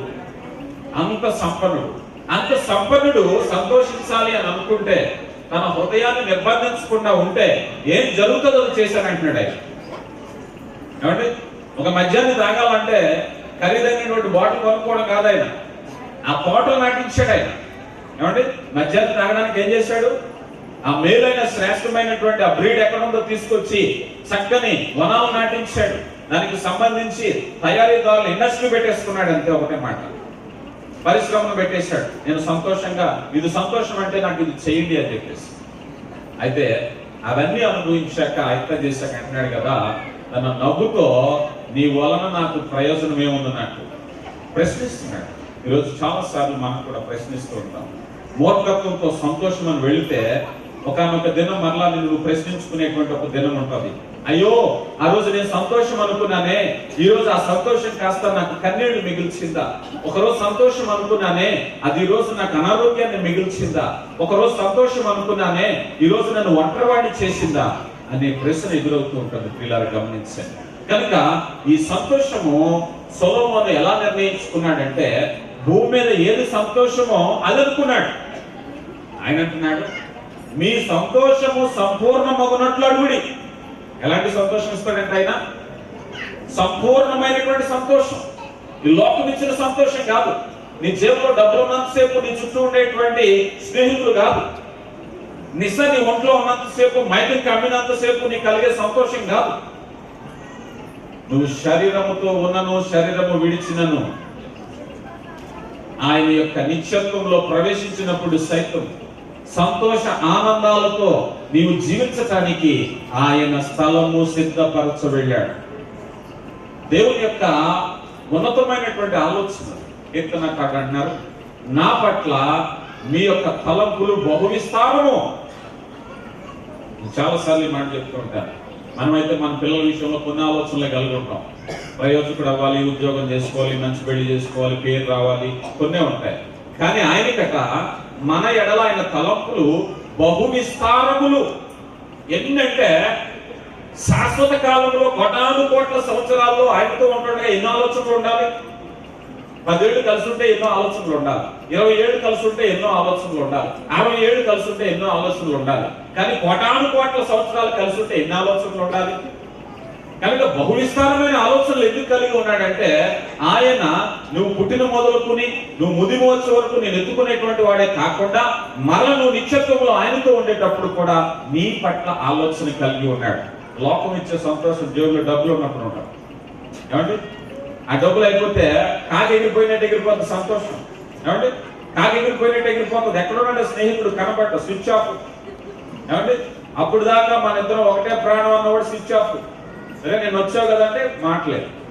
కారణం ఏంటంటే లోకం ఇచ్చే సంతోషం అలా ఉంటుంది. దాని గురించి ఆయన అంటున్నాడు, తను ప్రశ్నించుకుంటూ నవ్వుతో సంతోషంతో, ఆ సమయంలో నేను ఉన్నటువంటి ఆ సంతోషమా, ఎక్కడున్నావు నువ్వు, ఏమిచ్చావు నాకు సంతోషం అని సొలొమోను అనుకుంటున్నాడు. కనుక ఒక మాటలో చెప్పాలంటే, దేవుడిచ్చేటువంటి సంతోషాన్ని కాకుండా లోకం ఇచ్చేటువంటి సంతోషం కొరకు ఒకవేళ నువ్వు నిర్ణయం తీసుకుంటున్నావేమో, నీ ఎంపిక ఎలా ఉంది? నీ ఎంపికను గురించి దేవుడు నిన్ను అడుగుతున్నాడు దేవుని సన్నిధిలో. ఇదిగో ఇందులో నాకు సంతోషం ఉంది అని నువ్వు అనుకుంటున్నావేమో, మూర్ఖత్వంతో మాట్లాడుతున్నావేమో, దేవుడిని గద్దిస్తున్నాడు. నాయనా జాగ్రత్త, నీకు సంతోషం ఇవ్వదది, అల్పకాలమైనటువంటిది, నిన్ను ఆకర్షిస్తుంది, తర్వాత నిన్ను ప్రమాదంలో పడేస్తుంది, జాగ్రత్తగా ఉండు. దేవుని యొక్క హెచ్చరిక. ఒకవేళ నీ నిర్ణయం భూమి మీద సంతోషంగా, కుటుంబంలో సంతోషంగా ఉండడానికి ఏ నిర్ణయం తీసుకుంటున్నావో ఆ విషయంలో జాగ్రత్తగా ఉండు. ఇక మూడవదిగా చూసినట్లయితే సంపద. సొలొమోను చదువును చూశాడు, 2 సంతోషాన్ని చూశాడు, మూడవది సంపద. ఇందాక మనం చదవం, 8వ వచనం చదవండి. 8, 2వ వచనం. నా కొరకు నేను వెండి బంగారములను సంపదను దొరుకు సంపదను చాలండి. ఆ దేశంలో విలువైంది తీసుకురాగలమా? ఆ దేశంలో వాళ్ళకి విలువైంది, మనకు విలువైందే మనం తెచ్చుకోగలం. వాళ్ళకి విలువైంది అయితే తీసుకురాలంటారా? కానీ సొలొమోను వాళ్ళకి విలువైంది తీసుకొచ్చాడు. ప్రపంచ నలుమూల దేశాల్లో ఏ దేశంలో ఏ విలువైన ఉన్నా తీసుకొచ్చాడు. పలానా దేశంలో కోహినూరు వజ్రం ఉందంటే తీసుకురండి, అది ఎంత ఖరీదో నేను పే చేస్తాను. పలానా అమెరికాలో, పలానా లండన్ లో, పలానా ఇంకొక చోట, పలానా ఇంకో చోట ఏదైనా ఉందంటే పట్టుకురండి, అది నా దేశంలో ఉండాలి. ప్రపంచ దేశాల్లో విలువైనది ఏదైనా ఉందంటే ముందు అది నా రాజ్యంలో ఉండాలనుకున్నాడు. సంపన్నుడు, బహుసైన్యం కలిగినటువంటి వాడు, ఎవరైనా భయపడవలసిందే. అలాంటి గొప్ప రాజు సంపాదన గురించి ప్రయాసపడ్డాడు. ప్రయాసపడి కావలసినంత సంపాదించేశాడు. బంగారం సంపాదించాడు. అసలే తండ్రి సంపాదించింది తక్కువగా, తండ్రి సంపాదించింది చాలా సంపాదించేశాడు. తండ్రి సంపాదించింది కాకుండా కుమారుడు సంపాదించడం మొదలు పెట్టాడు సొలొమోను. విస్తారమైన ఆస్తి. అందుకే నేను చెప్పాను, నేను మానవ జాతిలో అత్యంత ధనికుడు ఎవరైనా ఉన్నాడంటే సొలొమోనే. అన్ని తరాల్లోకి ఒక్కో తరానికి ఒకళ్ళు ఎంచుతున్నారు. ఏమండి? 2018కి ఒక ఆయన వస్తున్నాడు, 2019కి ప్రపంచ కోటీశ్వరుల జాబితాలో ఒక ఆయన వస్తున్నాడు. కానీ ఆదాము నుంచి ఇప్పుడు దాకా పోల్చుకుని ఎవరైనా ఒక బెస్ట్ తీయండి ఆయన సొలొమోనే. అంత ఆస్తి కలిగినటువంటి వాడు. అంత ఆస్తి కలిగినటువంటి ఆయన యొక్క చరిత్రలో ఏం జరిగిందో చూద్దాం. చూడండి 11వ వచనం. వాటి కొరకై నేను పడిన ప్రయాసమంతయు నేను నిదానించి వివేచింపగా అవన్నీ వ్యర్థమైనవిగాను ఒకటి గాలికి ప్రయాసపడినట్టుగాను అగుడు పడెను. కనుక వాటి కొరకు నేను ప్రయాసపడ్డాను. ఈరోజు మన ఎంపిక దగ్గరికి వచ్చేద్దాం. ఏమయ్యా నీ ఎంపిక ఏమిటి అని అంటే, నేను డబ్బు సంపాదించాలండి, మా ఊళ్ళో పేరు సంపాదించాలండి, ఎవరు కట్టలేనంత ఇల్లు కట్టాలండి, ఎవరు చేయలేనంత పెళ్లి చేయాలండి, ఎవరో కొలలేనంత పొలం కొనాలండి. అన్ని మంచివే, ఏది కాదండి. దేవుని నియమాన్ని మార్చిపోయి, దేవుణ్ణి మర్చిపోయి ఏ రీతిగా అయినా సంపాదించాలనుకుంటావే అదే తప్పు.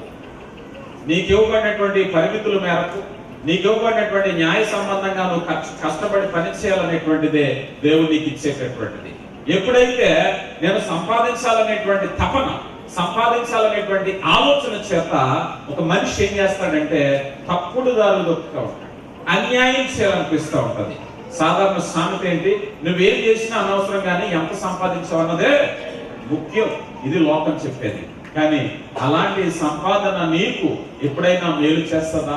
అలాంటి సంపాదన నీ బిడ్డలకు మేలు చేస్తుందా? ఎంతమందిని చూడట్లేదు, అంతా ఉందండి, కావాల్సినంత ఉందండి, నా బిడ్డ నా మాట వినట్లేదు, వాడు బ్రతుకు సరిలేదండి. ఎందుకుంటది? నీకు వచ్చిన ఆదాయం ఎక్కడి నుంచి వచ్చింది? ఎలాంటి స్థితిలో సంపాదించావు? దేవుడు మాట్లాడుతున్నాడు. న్యాయసమ్మతమైనటువంటి కొద్దిగా వచ్చినటువంటి వచ్చుబడిలో ఆశీర్వాదం, దేవుని యొక్క సంతృప్తి ఉంటుంది. కనుక సంపాదించాలి అనేటువంటి ఒక ఆలోచన నీకు వస్తే, యెహోవా యందు భయభక్తులు కలిగి ఉండుట ఐశ్వర్యమునకు మూలం. నువ్వు ఐశ్వర్యవంతుడు అవ్వాలి అన్నట్లయితే నువ్వు దేవుని యందు భయభక్తులు కలిగి ఉంటావు. ఐశ్వర్యము కలిగినటువంటి సమృద్ధి కలిగిన హృదయాన్ని నువ్వు పొందుకుంటావు. ముందు ఎప్పుడైతే ఆ హృదయంలో ఉన్నావో, యోసేపు చిన్నవాడిగా ఉన్నాడు, బలహీనుడిగా ఉన్నాడు, బానిసగా ఉన్నాడు, సంపన్నుడైపోయాడు. ఎంత సంపన్నుడైపోయాడు? నేను చాలాసార్లు యోసేపు చరిత్రను ధ్యానం చేసేటప్పుడు నాకు అనిపిస్తూ ఉంటది. ఒక్కొక్కసారి మన జీవితాలు ఎదురు చూస్తుంటాం. బానిసగా తీసుకెళ్ళిపోయారు, ఇనుప సంఖ్యలు వేశారు, మార్కెట్లో నిలబెట్టారు, ఎవరైనా కొంటారేమో అని. బానిస వ్యవస్థ ఎలా ఉంటుందంటే, పశువుల్ని అమ్మినట్టు అమ్ముతూ ఉంటారు. బానిసలు తీసుకెళ్లారు, 17 ఏళ్ల కుర్రోడు, చిన్న కుర్రోడు, సంతలో పశువులా కట్టేశారు గొలుసులతో. ఎవరైనా కొనుక్కెళ్తారేమో అని చూస్తూ ఉన్నారు. సుదూర ప్రయాణంలో బానిసలు పశువుల్లా చూస్తారు. వారికి ఆహారం కావాలా, పానీయం కావాలా అని అడిగాను ఎవరు, పశువుల్లో పడేస్తారు. అప్పుడు బిత్తర చూపులు చూస్తూ ఉంటాడు కదా యోసేపు, ఎవరైనా గుక్క నీళ్ళు ఇస్తారా, ఆకలిస్తుంది ఎవరైనా ఏమైనా పెడతారా అని. కానీ దేవుడు అనేక దేశాలకి ఆహారం ఇచ్చే స్థితిలో పెట్టాడు. తర్వాత కాలం దేవుని యొక్క కారణాలు ఎలా ఉంటాయంటే, చాలాసార్లు నా జీవితంలో కూడా నా అనుభవాలు నేను చెప్తున్నాను. ఒక్కొక్కసారి మనం తృణీకరించబడతాం, ఒక్కొక్కసారి మనం తిరస్కరించబడతాం, కానీ దేవుడు మన పట్ల తన కార్యాలు ఉన్నతమైనటువంటి. దేవుని కృపలో ఒంటరితనం నాకు తెలుసు. ఒకసారి నేను బెహ్రం దేశంలో ఏడుస్తున్నాను, ఒంటరిగా కూర్చుని, ఎవరు లేరు, తిరస్కరించబడ్డాను, వ్యతిరేకించారు, పురుగులను చూశారు. నన్ను దేవుని సేవ చేయాలని ఒక నిర్ణయంతో దేవుడు నాతో మాట్లాడాడు. ఎవరి మీద ఆధారపడి నువ్వు ఏడుస్తున్నావు? అనేక జనాలు నీకు కుటుంబంగా ఇస్తా అన్నాడు. అదే సత్యవాక కుటుంబం. ఈరోజు సత్యవాక కుటుంబం ద్వారా నేను అంతగా ప్రేమించడానికి గల కారణం ఏంటంటే, నా కన్నీటి ప్రార్థన. అమ్మినా నమ్మకపోయి నా కన్నీటి ప్రార్థన. నేను ఒంటరిగా ఉన్నప్పుడు, నా కన్నీళ్లు తుడిచేవాడు లేనప్పుడు, నేను ఎక్కెక్కి ఏడుస్తూ ఉంటుండగా నన్ను ఆదరించేవాడు లేదు. అలాంటి సమయంలో ఒంటరి జీవితంలో నేను కన్నీరు కారుస్తుండగా దేవుడు ఇచ్చినటువంటి వాగ్దానం. అందుకే ఎవరూ లేరనుకున్న సమయంలో దేవుడు ఇచ్చిన కుటుంబం కనుకే నేను అంతగా ప్రేమిస్తాను. దేవుడు ఇచ్చిన కుటుంబం విస్తారమైన కుటుంబం, ప్రపంచ నలుమూలల అన్నయ్య అంటే చాలనేటువంటి గొప్ప ఆశీర్వాదాన్ని దేవుడు నాకు ఇచ్చాడు. యోసేపు జీవితంలో అదే జరిగింది. ఎవరైనా పట్టెడు అన్నం పెడతారా అని చూస్తుంటే ఎవరు పెట్టట్లేదు. అలాంటి సమయంలో దేవుడు ఎంతగా హెచ్చించాడంటే, ఇదిగో అనేక రాజ్యాలకు నువ్వు ఆహారం పెట్టేటటువంటి వాడు, ఐగుప్తు ధనాగారం మీద నీ ముద్ర ఉన్నదే. ఈరోజు చాలా సార్లు నేను అనుకుంటుంటాను, ఎవరైనా మాట్లాడితే బాగుండు అనుకునేవాడు, ఒంటరితనంలో ఎవరైనా నన్ను ధైర్యపరిస్తే బాగుండు అనుకునేవాడు. ఎవ్వరూ లేని ఒంటరితనంలో ఉంటుండగా దేవుడు ఎంతగా ఆదరించాడంటే, అన్నయ్య నువ్వు ప్రార్థన చేస్తే నాకు ధైర్యం వచ్చింది, అన్నయ్య నువ్వు మాట్లాడితే నాకు ధైర్యం వచ్చింది, నువ్వు మాట చెప్పు నాకు ధైర్యం వచ్చింది అనేటువంటి అనేకమైన విస్తారమైనటువంటి కుటుంబాన్ని దేవుడు నాకు ఇచ్చాడు. ఒకనొక రోజు ఒక సహోదరి నా దగ్గరికి వచ్చింది. ఏదో ఒక కార్యక్రమాన్ని పెట్టాను. కార్యక్రమం అంటే మీ అందరికీ తెలుసు, ఏదైనా వచ్చే ఆదాయం కంటే ముందే ఖర్చు పెట్టడం నాకు బాగా అలవాటు. నా చేతిలో ఏమి లేకముందే ఖర్చు లిస్ట్ ముందు ఉంటుంది. ఒక కార్యక్రమాన్ని, ఇలాంటి కార్యక్రమాన్ని పెడితే డబ్బు లేవు, ప్రార్థన చేస్తాను. డబ్బులు లేవు, ప్రార్థన చేస్తాను. ఆయనతో పోరాడుతున్నాను, దేవా కార్యక్రమాన్ని పెట్టాను, డబ్బులు ఇవ్వండి, ఎలా చేయమంటావు? ప్రార్థన సాగు. ఈ లోపల కడప నుంచి ఒక సహోదరు వచ్చి కానుక తీసుకొచ్చానని అని ఇచ్చింది. ఎంత చూస్తే 30,000. అమ్మ 30,000 తల్లి, నువ్వు అక్కడి నుంచి వచ్చి మొత్తం నాకు ఇస్తే బిడ్డతో ఏమంటా పట్టుకెళ్ళి తల్లి, తప్ప అలా కాదు, ఏదో కొద్దిగా కానీ 30,000 కానుకోవడం కరెక్ట్ కాదమ్మా. ఎంత కానుకంటే అప్పుడు ఆ సహోదరు చెప్పింది ఏంటంటే, అన్నయ్య 2 సంవత్సరాలు నేను సౌదీలో పనిచేశాను, నేను ఎంతగానో ఏడ్చాను, నన్ను ఎంతగానో హింసించారు, నీ మాటలు నన్ను ఆదరించాయి. ఎన్నోసార్లు చచ్చిపోదాం అనుకున్నాను, కానీ నీ మాటలు నన్ను బలపరిచాయి. అయితే ఈ కానుక విషయం చెప్పమంటే, నా యజమానులు దుష్టులైనా కూడా నా యొక్క శాలరీ మాత్రం మా ఆయన గారి అకౌంట్కి పంపేసేవారు నెల నెల. నన్నైతే బయటకు పంపేవారు కాదు. నీ కానుక ఇవ్వాలని ఎంతో ఉండేది నాకు. అలాంటి సమయంలో నేనేం చేశానంటే, నా ఫోన్ బిల్కైనా 5 దినాలు ఇవ్వనని చెప్పి బలవంతంగా తీసి నీ గురించి సెట్ పెట్టాను. నెల నెల తీసి 2 ఏళ్ల నుంచి దాచినటువంటి కానుక ఇది. ఒకరోజు నేను అనుకోలేదు ఇది అని చెప్పేశాను. నాకు చాలా ఆశ్చర్యం వేసింది. ఇంత అమౌంట్ వచ్చావు కదమ్మా, దూరదేశంలో కష్టపడ్డావు, ఏదో పొలం పొలం ఇస్తే సరే కానీ ఎంతంటే లేదని నేను ఆల్రెడీ ఇచ్చేసాను. అది ఇప్పుడు ఇవ్వలేదు, అది నేను ఏ నెల కానాలు ఇచ్చేసిన కానుకే. సరే తీసుకున్నాను. మళ్ళీ అక్కడికి వెళ్ళిపోయింది, ఆలోచిస్తుంది, భర్తతో వచ్చింది, వెనక్కి ముందుకి ఆలోచన చేస్తుంది. ఏం ఆలోచన చేస్తున్నావు అమ్మా, ఏం కావాలి అని అంటే, అన్నయ్య నేను ఆ దేశం మళ్ళీ వెళ్ళను, వేరే దేశం వెళ్ళాలనుకుంటున్నాను, ఏజెంట్కి డబ్బులు ఇవ్వడానికి వెళ్తున్నాను, ఒక 100 రూపాయలు ఇవన్నీ అని. కళ్ళంటే నీళ్ళు వచ్చినాయి నిజంగా. అని ఒక 100 రూపాయలు ఇవన్నీ అనేసరికి, అదేంటమ్మా ఇచ్చిన డబ్బులు నీవు మొత్తం తీసుకున్నాను కాదంటానంటే, లేదని నీ చేతితో నాకు 100 రూపాయలు ఇస్తే నాకు మేలు జరుగుతుందని ఒక నమ్మకం. దేవుని కృప విస్తారమైనటువంటి ఆశీర్వాదం. చెన్నై పట్టణం వెళ్తే ఒక ఆయన నన్ను తీసుకెళ్లారు. ఆయన ఎంతగానో అభిమానించే వ్యక్తి. తీసుకువెళ్ళి ఆ ప్రదేశానికి వెళ్ళాక, అయ్యా మీరేం తింటారంటే ఫిష్ తింటారంటే ఫిష్ మార్కెట్కి వెళ్ళాం. ఆయన కార్ పార్క్ చేశారు, అక్కడెక్కడ తిప్పి వాళ్ళని చోట నుంచోబెట్టారు. చేపలు కొంటా ఉంటా ఒకసారి ఆగి వెనక్కి తిరిగి అన్నాడు ఆయన, దైవజనుడా నీతో నేను అబద్ధం చెప్పాను, నేను చేపలు కొనడానికి తీసుకురాలేదు, ఈ స్థలం కొనాలని ఆశపడుతున్నాను, నువ్వు అందులో నుంచుంటే నేను ఆ స్థలాన్ని కొనగలనని నాకు నమ్మకం ఉంది కనుక నేను తీసుకొచ్చాక నిలబెట్టు. దేవుని కృప. దేవుడు విస్తారమైనటువంటి ఆశీర్వాదం ఎలా ఇస్తారంటే, చాలా సార్లు దిక్కు తోచక, సంతోషము లేక, ఆదాయము లేక, తృణీకరించబడ్డ దేవుడు నిన్ను ఎంపిక చేసుకున్నాడు. నీవు ఎంపిక చేసుకోవాల్సినటువంటి నిర్ణయం ఏంటంటే చదువు కాదు. నీవు ఎంపిక చేసుకోవాల్సిన విషయం సంతోషం కాదు. నువ్వు ఎంపిక చేసుకోవాల్సినటువంటి విషయం ఏమన్నట్టే సంపాదన కాదు. మొదటిగా నీ ఎంపిక దేవుడే కాదు.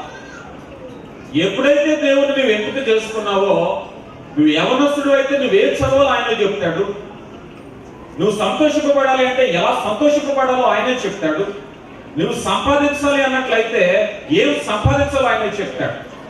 మొదట ఆయన నీతిని రాజ్యమును వెతకాలి. మనమేం వెతుకుతున్నాం ముందు?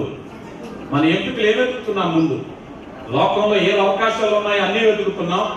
ఏది జరిగినప్పుడు దేవుని వెతుకుతున్నాం. అంటే మొదట ఏం వెతుకుతున్నాం? మొదట లోకాన్ని వెతుకుతున్నాం, మొదట చదువుని వెతుకుతున్నాం, మొదట మరేది వెతుకుతున్నాం. దేవుని వెతకట్లేదు. దేవుని సహాయం లేనటువంటి డబ్బు నీకు సంతోషాన్ని ఇస్తుందా? దేవుని సహాయం లేనటువంటి ఏ పనిని ముందుకు నడిపిస్తుంది? నీ ఎంపిక ముందు దేవుడై ఉండాలి. నీ ఎంపికలో దేవుని సహాయం చేత జీవించబడాలని ఉండాలి. ప్రాముఖ్యంగా గమనించండి.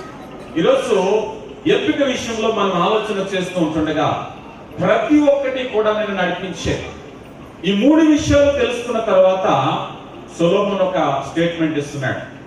ప్రసంగి గ్రంథము 12వ అధ్యాయము 13వ వచనం. ఇదంతయు వినిన తర్వాత తేలిన ఫలితార్థం ఇదే, దేవుని యందు భయభక్తులు కలిగి ఉండి ఆయన కట్టడలను అనుసరించి మానవ కోటికి ఇదే విధి. ఎవరు చెప్తున్నారు ఈ మాట? ఎవరు చెప్తున్నారమ్మా? సొలొమోను. ఎవరా సొలొమోను? ఎవరైతే చదువులో సంతోషం ఉందని పరిగెట్టాడో, ఎవరైతే లోకముల ఆశల్లో సంతోషం ఉందని పరిగెట్టాడో, ఎవరైతే డబ్బులో ఆనందం ఉందని పరిగెట్టాడో ఆయన చెప్తున్నాడు ఈ మాట. ఏమని? దేవుని ఆజ్ఞలు గైకొని జీవించాలి. నీ చదువు దేవుని ఆజ్ఞకు లోబడి ఉండాలి. నీ కష్టము, నీ సంతోషము, నీ సంపాదన దేవుని ఆజ్ఞకు లోబడి ఉండాలి. అప్పుడు నీకు సంతోషాన్ని ఇస్తుంది. దేవుని లేని చదువు నీకు సంతోషాన్ని ఇవ్వదు. దేవుడు లేని సంపాదన, దేవుడు లేని సంతోషం పరిపూర్ణ ఆనందాన్ని వీళ్ళని గమనించాలి. యెహోషువ అంటున్నాడు చూడండి. యెహోషువ గ్రంథం 24వ అధ్యాయం 15వ వచనంలో యెహోవాను సేవించుట మీ దృష్టికి కీడని తోచిన ఎడల మీరు ఎవరిని సేవించేదరో నది అద్దరని దేవతలను అమోరీయుల దేశమున మీరు నివసించుచున్నారే సేవించేదరో మీరు కోరుకొనుడి. మీరెవరిని సేవింప కోరుకొనినను నేనును నా ఇంటి వారును యెహోవాను సేవించదు. ఎంతమంది చెప్పగలరు ఈ మాట? ఎంతమంది చెప్పగలరు? ఈరోజు ఈ సమయంలో ఒక శ్రేష్టమైనటువంటి నిర్ణయాన్ని తీసుకోవడానికి దేవుడు నడిపించాడు.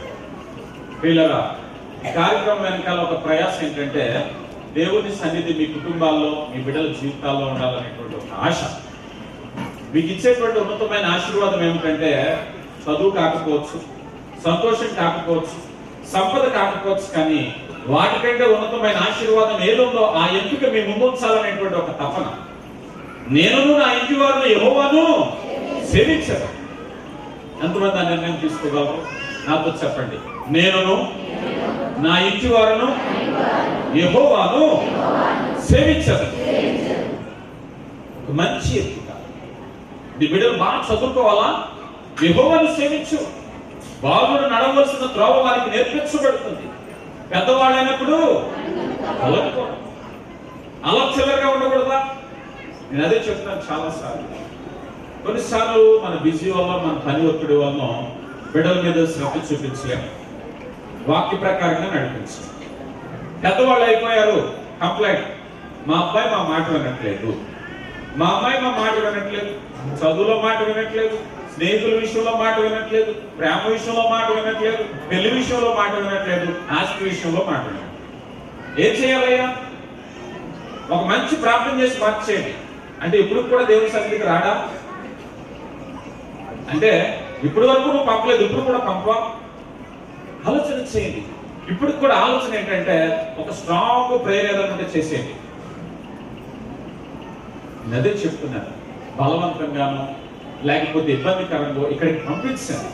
ఒకవేళ ఎన్నో విమర్శలు వచ్చిన ఈ కార్యక్రమాలు నడిపించడానికి కారణం ఏంటంటే మీ బిడ్డలు దీవించబడాలి, మీ కుటుంబాలు ఆశీర్వదించబడాలి. ఎందుకంటే దేవుని సన్నిధిలో మాట్లాడుతుండగా కర్ర తీసుకుని భయపెడితే భయపడే రోజులు పోని, వాని హృదయంలో ఉన్నటువంటి మూఢత్వం, అది యవనస్తులే కానీ, చిన్నపిల్లలే కానీ, పెద్దవారే కానీ, దేవుని వాక్యం దగ్గరికి వచ్చేసరికి వాక్యం పనిచేస్తుంది.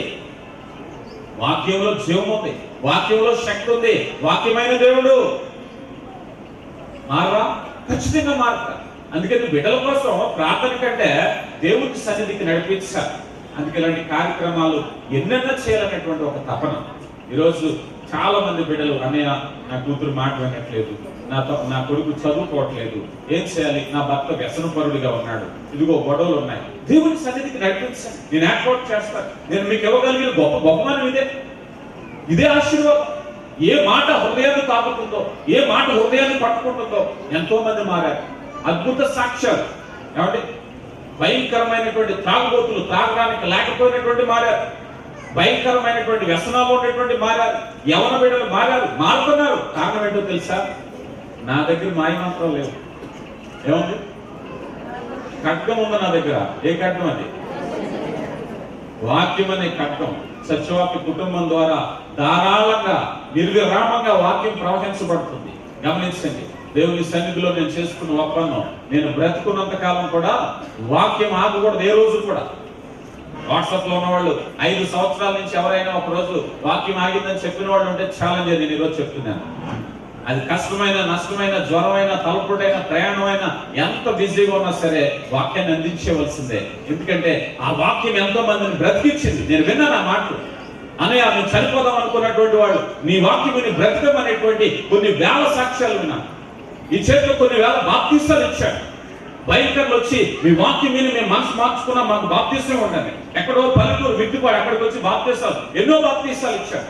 ఈ రోజు కూడా 3 బాప్తీసం తీసుకుంటామని ఫోన్ చేశారు నాకు. వాళ్ళ ముక్కు మొక్కం నాకు తెలియదు, కానీ ప్రకటించబడినటువంటి వాక్యం వారి హృదయాన్ని కదిలించింది. మొదట మీరు దేవుని యొద్దకు రండి, అప్పుడు ఆయన మీ యొద్దకు వస్తాడు. బిడ్డలు మారాలి, జీవితాలు మారాలి, కుటుంబాలు కట్టబడాలి అంటే సమస్త మానవ కోటికి ఇవ్వబడినటువంటి విధి ఏంటంటే ఆయన ఆజ్ఞలను, ఏమ ఆజ్ఞలు? దేవుని వాక్యమే. విత్తనమై మొలకెత్తుతుంది, జాగ్రత్త. చాలాసార్లు చెప్తున్నాను, శ్రద్ధగా వాక్యాన్ని వినండి. మనకు కావాల్సిన ధారాళంగా వాట్సాప్ లో వాక్యాలు వస్తున్నాయి, యూట్యూబ్ లో వాక్యాలు ఉన్నాయి. మీ దగ్గరికి రావడానికి సర్వం సిద్ధమే. ఎక్కడ మీరు పిలవండి, కేవలం మా సొంత ఖర్చులతో వచ్చి వాక్యం చెప్పి వచ్చేస్తాను. ఒక 5 మంది కలిసి మా ఇంట్లో కృతజ్ఞత కూడికి పెట్టండి, నేను వస్తాను మీ దగ్గరికి. అయ్యగారికి ఆతిథ్యం అక్కర్లేదు, అయ్యగారికి స్టేజ్లు అక్కర్లేదు, అయ్యగారికి ఎనభై అక్కర్లేదు, అయ్యగారు బిర్యానీ తినరు, అయ్యగారు కానుకలు తీసుకోరు, ఏముండవు. ధారాళమైన వాక్యము ప్రకటించబడుతుంది. ఆత్మీయ కుటుంబాన్ని కడతాం, సత్యవాక్య కుటుంబాన్ని. మీరు కూడా కట్టడంలో పనివారిగా చేరాలనుకుంటారా? మాతో సంప్రదించారు. మీరు చూస్తున్నారే, ఇంతమంది ఎవరికి ఆటోకు డబ్బులు ఇవ్వలేదు, సువార్తకు డబ్బులు ఇవ్వలేదు, బ్యాంకులో కట్టలేదు, మైకుల్లో అనౌన్స్మెంట్ చేయలేదు. ఒక్క మాట, ఒకే ఒక మాట వాట్సాప్లో చెప్పాలి. కారణం ఏంటో తెలుసా? అది దేవుని ప్రేమ చేత, దేవుని వాక్యము చేత నింపబడింది. ఇప్పటికీ నేను గొప్ప అని చెప్పట్లేదు.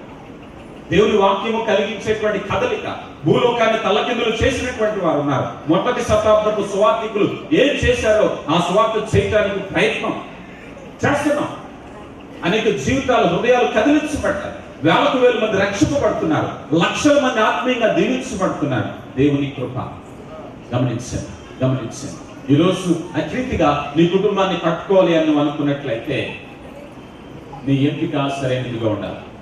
అపోస్తులైన పౌలు కొరింథీయులకు రాయబడిన 2వ పత్రిక 5వ అధ్యాయము 9వ వచనాన్ని గమనించినట్లయితే, కావున దేహమందున్నను దేహమును విడిచినను ప్రభుకి ఇష్టలుగా ఉండవాలని,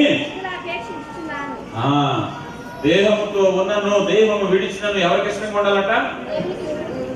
మన సంతోషం గురించి ఎవరిపై ఇష్టంగా ఉండక్కర్లేదు. మన సంతోషం గురించి మన స్నేహితులు కన్విన్స్ చేయక్కర్లేదు. నువ్వు మాట్లాడి నేను హ్యాపీగా ఉండాలని వాళ్ళు బ్రతిమలతో అక్కర్లేదు. నువ్వు సంతోషంగా ఉండాలంటే దేవునికి ఇష్టడుగా ఉండు. రోమీయులకు రాయబడిన పత్రిక 8:28లో ఆయన ప్రేమించు వారికి, ఏమండి, ఆయన సంకల్పము చొప్పున పిలువబడిన వారికి సమస్తమును సమకూడి మేలు జరుగుతుంది. ఆయన ప్రేమించావా? ఆయన ఇష్టపడ్డావా? సమకూడి నీకేం కావాలో ఆయన చూస్తూ ఉంటాడు. గమనించండి. చివరిగా మరొక పాయింట్ చెప్పి నేను ముగింపులోనికి వెళుతూ ఉన్నాను. ఇక్కడ మనం ఉండేటువంటి ఎంపికలో ఎగ్జామ్ రాసే బిడ్డలు ఉన్నారు, కష్టపడే బిడ్డలు ఉన్నారు. చేతి పని కుటుంబాన్ని వృద్ధిపరచుకోవడానికి ఒక మంచి స్తోత్రాన్ని చెప్పి నేను ఈ పాఠ్యాంశాన్ని ముగించబోతున్నాను. శ్రద్ధగా వినండి. పని విషయంలో మీ ఎంపిక ఎలా ఉండబోతుంది? ఎఫెసీయులకు రాయబడినటువంటి పత్రిక 4వ అధ్యాయము 28వ వచనంలో,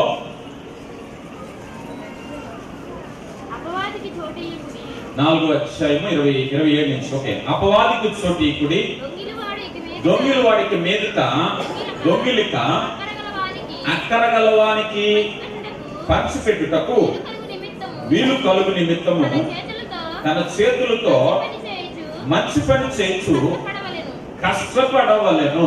గమనించండి, ఎంతమందికి ఇక్కడ కష్టపడే స్వభావం ఉంది?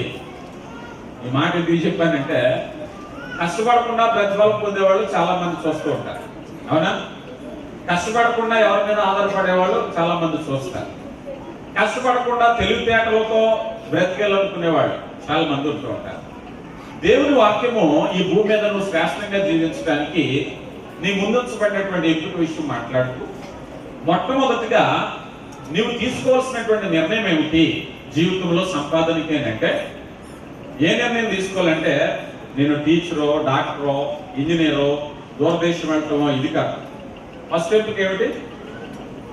నేను చేతులతో కష్టపడాలనేటువంటి ఒక నమ్మిక, ఒక నిర్ణయం తీసుకోవాలి.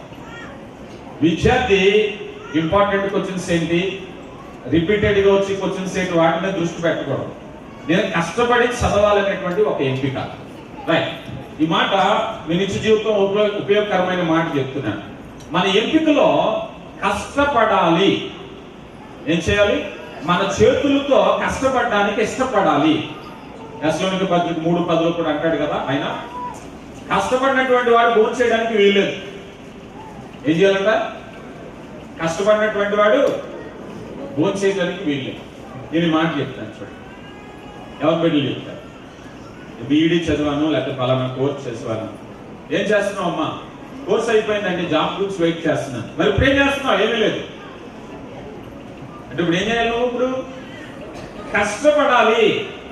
చాలా మంది లైఫ్ ను ఎలాగ నిర్వీర్యం చేసేసుకుంటారు. మీకు ఇంకా ఎవరు పెట్టాలంటే అర్థం కాలేదు, మీకు అర్థమయ్యేలా చెప్తారు. ఏం చేయాలనుకుంటున్నాం? వీసా గురించి వెయిట్ చేస్తున్నానండి. మరి ఇప్పుడు ఏం చేస్తున్నాం? వీసా గురించి వెయిట్ చేస్తున్నాను. మరి ఇప్పుడు ఏదో ఒకటి చేయాలి కదా, మధ్యలో వీసా వచ్చే లోపల ఏదో ఒకటి చేయాలి కదా. అంటే ఒక మాట కష్టపడాలి అనేటువంటి ఒక నిర్ణయంకి రావాలి. అంటే కష్టపడడం అనేటువంటిది గవర్నమెంట్ జాబా, దూరదేశంలో ఉంటావా, లేకపోతే వ్యాపారం పెట్టుకుంటావా, సెకండరీ. నీవు ఎంపిక ఏముండాలంటే, ఎంపిక నువ్వు జాబ్ డిసైడ్ చేయకు, ఎంపిక కష్టపడాలి. జాబ్ డిసైడ్ చేసేది సెకండరీ కాదు అనట్లేదు, అదే ఎంపిక ఉండాలి. కానీ ఫస్ట్ ఆఫ్ ఆల్ నువ్వు కష్టపడాలనేటువంటి ఒక నిర్ణయం ఉండాలి. చాలా మంది నిర్ణయానికి రాదు. జాబ్ను ఎంపిక చేసుకుంటారు, వ్యాపారాన్ని ఎంపిక చేసుకుంటారు, ప్రదేశాన్ని ఎంపిక చేసుకుంటారు, కానీ నేను కష్టపడాలి అని ఎంపిక చేసుకోరు కదా. చదువుకునే బిడ్డలు కూడా ఏ దినానికి ఆ దినం నేను కష్టపడాలి అనేటువంటి ఒక ఆలోచన కలిగి ఉండాలి.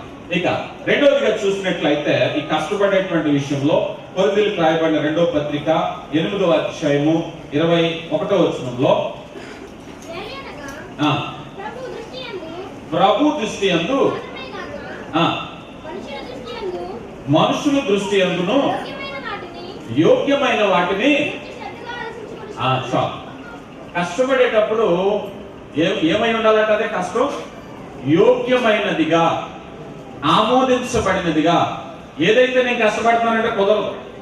ఏ కష్టమై ఉండాలి? అది యోగ్యమైనటువంటి కష్టాన్ని దేవుడు ఆమోదిస్తాడు. ఏమంటే ఏ పొరపాటు, ఏ మోసము, లేకపోతే ఏదో ఇంకోటో రాంగ్. కొన్నిసార్లు న్యాయంగా బ్రతకడానికంటే మోసం చేయడానికి ఇంకా ఎక్కువ కష్టపడాలి కదా. అబద్ధం ఆడడానికి ఎక్కువ కష్టపడాలి, దొంగతనం చేయడానికి ఎక్కువ కష్టపడాలి. అవునా? అయితే దేవుని వాక్యం అంటుంది కదా, ఇక్కడ ఒకే ఒక విషయం ఏమిటంటే, ఈ విషయంలో చెప్పుకునేటువంటి విషయం ఏంటంటే అది యోగ్యమైనదిగా ఉండాలి. మొదటిగా చూసాం, మన జీవితంలో కష్టపడాలని ఒక నిర్ణయం తీసుకున్నాం. ఎవరు బిడ్డలారా? చదువుకునేవారు కష్టపడాలి, ఉద్యోగస్తులారా మీరు కష్టపడాలి. తీతు రాసినటువంటి పత్రిక 2వ అధ్యాయము 5వ వచనంలో ఒక చక్కని మాట ఉంది.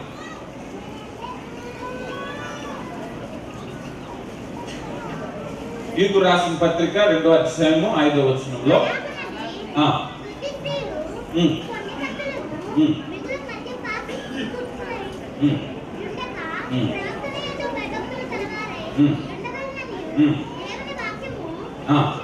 దూషింపబడకుండునట్లు యవన స్త్రీలు తమ భర్తలకు లోబడి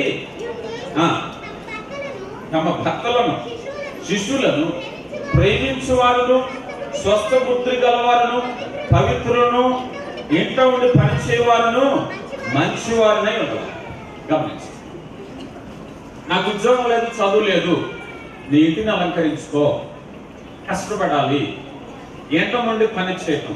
ఏమంటే పని చేసే వాళ్ళకి ఇంట్లో ఎంత పని ఉంటుందండి? చాలా పని కదా. బయట పని చేస్తే టైమింగ్ ఉంటుంది. బయట పని చేస్తే ఈ టైంకి వెళ్ళి టైంకి రావాలి, షిఫ్ట్ ఉంటుంది. ఇంట్లో పని చేసే వాళ్ళకి పాపం రెస్ట్ ఉంటుంది కదా. ఒక మాటలో చెప్పాలంటే ఉంటాను, ఇంట్లో పని చేసే దాని గురించి ఆలోచన చేస్తే దూరదేశంలో మన బిడ్డలు పని చేస్తాక అక్కడికి వెళ్తారు. అంటే అక్కడ ఇంట్లో చేసే పని గురించి ఒక పోస్ట్ క్రియేట్ చేశారు వాళ్ళు, అంతేనా? ఇంట్లో పనికి ఒక పోస్టే క్రియేట్ చేశారు వాళ్ళు. ఇంట్లో పని చేయడం అంటే ఒక ఉద్యోగంతో సమానం. దాన్ని అందుకే మనం పూర్వం వెళ్ళిన హౌస్ మేడ్ లేకపోతే హౌస్ వైఫ్ అనేవారు, అంటే ఇంట్లో ఉండేటువంటి భార్య అని. కానీ మధ్యకాలంలో దాన్ని మార్చేశారు, హోమ్ మేకర్స్. ఏమంటున్నారు? ఇంటి నిర్మాణంలో ఉండేటువంటి వారు పని చేసే అంత పని చేస్తే ఏమీ లేదు. అందుకే మన తెలుగులో సామెత ఉంటుంది, ఇంటిని చూసి ఇల్లాలను చూసి ఇంటిని చూడాలని ఏదో అంటారు. కారణం ఏంటంటే నేను కొన్ని గృహాలు దర్శిస్తూ ఉంటాను. ఇంట్లో అన్ని ఖరీదైనవే ఉంటాయి, కానీ క్రమంగా ఉండవు, ఎక్కడెక్కడ పడేసి ఉంటాయి. కొన్ని ఇళ్ళకి వెళ్తాం, ఏమి ఉండవు. పాపం అమ్మ ఎంత చక్కగా చాపో లేకపోతే అదో ఇదో ఆ డోర్ కట్టెన్ వేసి ఎంత నీట్గా శుభ్రంగా కనిపిస్తుంది. చేసుకుంటే ఎంతైనా పను కదా. ఆలోచన చేస్తే పని చేయాలనేటువంటి ఒక నిర్ణయంతో కట్టబడేటువంటి గృహ కదా. పని చేయాలనేటువంటి ఒక ఆలోచన లేదనుకోండి, ఇల్లంతా చంద్రవందరే. 3 రాళ్ళు తన ఇల్లు ఓడగెరుకుంటుంది కదా. కనుక కష్టపడడానికి అంతైనా. నిన్న ఒక సామెత, ఒక జోక్ చూశాను ఎక్కడో. ఆడవాళ్ళు అంటే బట్టలు ఉతికేటప్పుడు ఆ బట్టలు అంటే వాషింగ్ మిషన్ కాస్తున్నా బండకేసి ఉతికేటప్పుడట వాళ్ళకి ఊపు రావాలంటే బట్టలో లైన్ ఊహించుకోవాలట. ఆ లైన్ ఊహించుకుంటే ఊపు వస్తుందట. అప్పుడు ఎలా చేశాడు, ఇప్పుడు ఎలా చేశాడు, అప్పుడు ఈ మాట అన్నాడంటే బట్టలు అనేవి ఫాస్ట్గా అవుతాయి. ఊపు వస్తుంది బాగా, బట్టలు మొత్తం మురికంతా వదిలిపోతాయి. ఆ కోపం అంతా ఇక్కడ చూపిస్తారు కదా. లేదనుకో బట్టలు ముందుకెళ్ళాలి. సో రీజన్ ఏంటంటే ముందుగా పని చేయాలనేటువంటి ఒక ఆలోచన ముఖ్యం, అది న్యాయసమ్మతంగా ఉండడం అనేటువంటిది ముఖ్యం. ఇక మూడవదిగా తిమోతి రాసిన మొదటి పత్రిక 5వ అధ్యాయం 8వ వచనం. తిమోతి రాసిన మొదటి పత్రిక 5వ అధ్యాయం 8వ వచనం. ఎవడైనను స్వకీయులను తన ఇంటి వారిని సంరక్షింపకపోయిన వాడు త్యాగము చేసిన వాడై విశ్వాస కన్నా చెడ్డవాడై. అంటే నీ కష్టార్జితం నీ బిడ్డలకు వచ్చేద్దాం. మొదటగా కష్టపడాలని నిర్ణయం చూస్తాం, రెండవది న్యాయసమ్మతంగా ఉండాలని చూస్తాం, మూడవది అది బిడ్డలకు చెందాలి నీ కష్టార్జితం అనేది. ఎందుకంటే చాలాసార్లు చాలా బుద్ధిగా కష్టపడతారు నెలంతానే, నెల జీతం వచ్చేసరికి 2 రోజులు అయిపోతుంది జీతం. ఏమంటే ఏమైంది ఆహారము కాని దాని వరకు రోకలు ఇచ్చేశాడు. ఆహారం కాదది, మద్యపానం, దానికి రోకలు ఇచ్చేశాడు.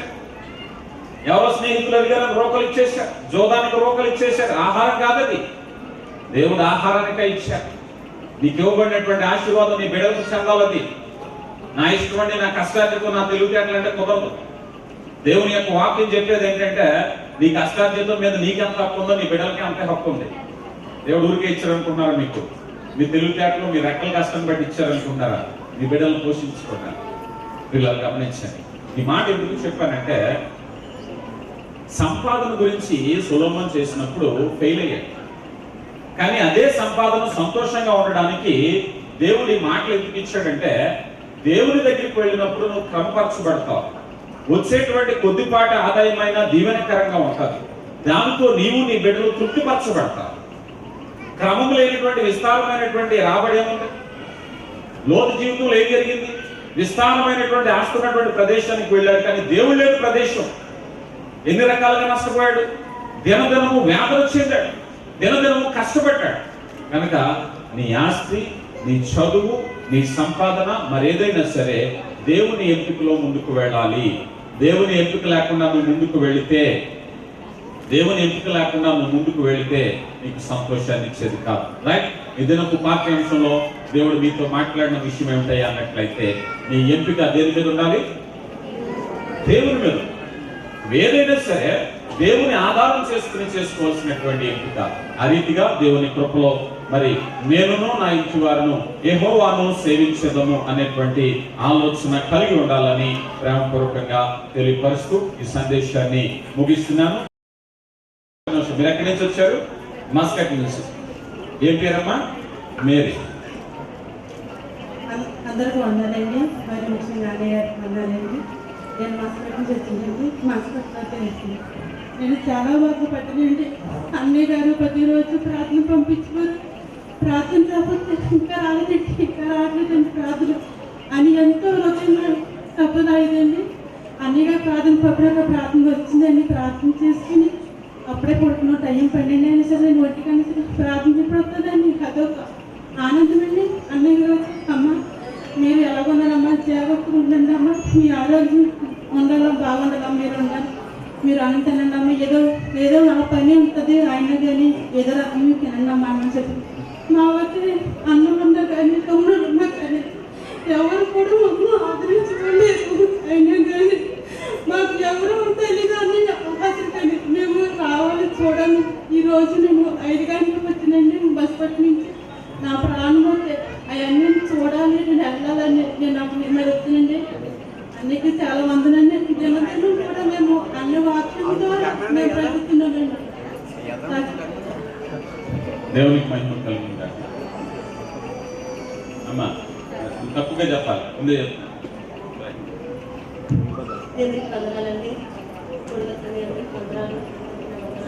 నా సాక్షి ఏంటంటే అండి, నేను మస్కట్లో ఉన్నానండి. మస్కట్లో ఉన్నప్పుడు 2018 అండి. 2018 అయితే నేను వచ్చేటప్పటికి నేను 20 నెలలు వచ్చాను. 20 నెలలు వచ్చాను. అయినప్పుడు నేను డిసెంబర్ నెలలు అయితే నా కొడుకు మా అయ్యగారు ప్రార్థన పెట్టారు. వెళ్ళిపోవాలని చెప్పినప్పుడు నేను వెళ్ళినా మా 10వ తారీఖు నాకు జాబ్ వచ్చిందామా వెళ్ళిపోతున్నామని చెప్పాడండి. అలాగే నేను అయ్యగారికి ఒకసారి 2018లోని అయ్యగారికి ప్రార్థన చేయమని చెప్పాను. అందరికీ వందనాలండి. మరి అయ్యగారు అన్నయ్య గారికి వందనాలు. మరి నేను సారీ ఆడుతుంది కదా అమ్మ ఎక్కడ కొయ్యటానికి తీసుకుని అక్కడించాను. మరి వెళ్తే బాబుని తీసుకుందామని వెళ్ళామండి. మేము వెళ్తే కారు పేటన అంతా అయిపోయిందండి. పేటన అంతా అయిపోయాక మరి కారు ఎక్కుతున్నామండి. 6:30 అంతా అయిందండి. కారు ఎక్కేటప్పటికి ఆ డోర్లో పడిపోయిందని చెయ్య మొత్తానికి వెళ్ళిపోయిందని చెయ్య. మా అమ్మాయి ఎక్కడ అబ్బాయి తీసుకోలేదు. డోర్ వేసిస్తాడండి.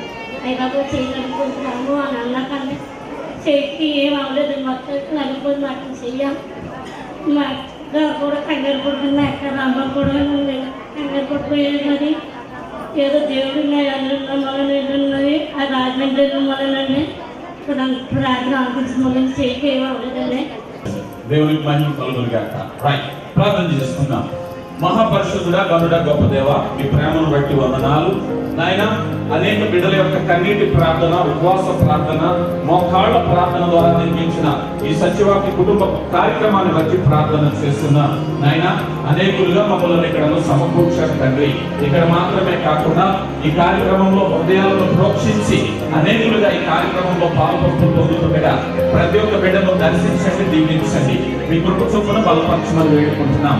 ఈ దినమంతా మీరు శక్తినిచ్చారు, బలమునిచ్చారు, ఆదరణిచ్చారు. అయినా ఈ సమయంలో బిడ్డల కొరకు ప్రార్థిస్తుండగా ఏ బిడ్డ ఇంటి అవసరంలో ఉన్నారో వాళ్ళ యొక్క హృదయంలో తలపు పుట్టక నుండి వారి ఆలోచనలు ఎరిగినటువంటి దేవా, బిడ్డలు దర్శించండి, ప్రభుత్వం బలపరచండి. సంపూర్ణమైనటువంటి ఆరోగ్యము, బలము, శక్తి, జ్ఞానము దయచేయండి. మరొక పర్యాయము ఎవరైతే మారు మనసు లేకుండా ఉన్నారో, ఎవరైతే రక్షణ లేకుండా ఉన్నారో, చీకటి అంధకార శక్తుల చేత, వ్యసనాల చేత బంధింపబడి ఉన్నారో విడుదల దయచేయమని వేడుకుంటున్నాం. ఆదరించండి, ధైర్యపరచండి. కలిగిన మా దేవ, బలహీనంగా అనారోగ్యంగా ఉన్న బిడ్డలు ఉన్నారు, గాయాలు ఉన్నది వారు ఉన్నారు, దీర్ఘకాలిక సమస్యల్లో ఉన్నారు. మరి బలహీనంగా చెప్పినప్పటికీ నాయన విడుదల దయచేయమని వేడుకుంటున్నాం మా తండ్రి. శక్తివంతుడా, ఈ సమయంలో బిడ్డల కొరకు నాయన ప్రార్థిస్తుండగా ప్రభులో బలవంతులుగా చేయమని వేడుకుంటున్నాం మా తండ్రి. ప్రభు కలిగిన మా దేవ, ఇదిగో నాయన కుటుంబ సమస్యల్లో నాయన మీరు లేవనెత్తండి, స్థిరపరచండి. యవన బిడ్డలు దీవించండి, పరీక్షల్లో మీరు ఉండండి. ఆర్థిక సమస్యల నుంచి లేవనెత్తండి నాయన. మరి కుటుంబ యజమానులు నాయన స్థిరపరచమని వేడుకుంటున్నాం. నాయన ద్వారా వచ్చే ఆశీర్వాదాలు వారిపై, వారి బిడ్డలపై ఉంచమని వేడుకుంటున్నాం మా తండ్రి. సాధ్య నష్టాలు దీవించండి. ఒకవేళ ఏ కారణం చేత ఇవ్వలేకపోయినా వారిని కూడా సమానంగా దీవించి ఆశీర్వదించండి నాయన. గొప్ప దేవ, ఈ రీతిగా నాయన మీ పరిచయంలో స్వయం సమృద్ధి సంపాదించి ఇదిగో నాయన ఆర్థికంగా నాయన మరి సమృద్ధిలోనికి నడిచి అనేకమైన కార్యాలు చేపట్టడానికి ప్రభు దయచేయమని క్రీస్తు నామములో అడిగి వేడుకొంచున్నాం తండ్రి. ఆమేన్.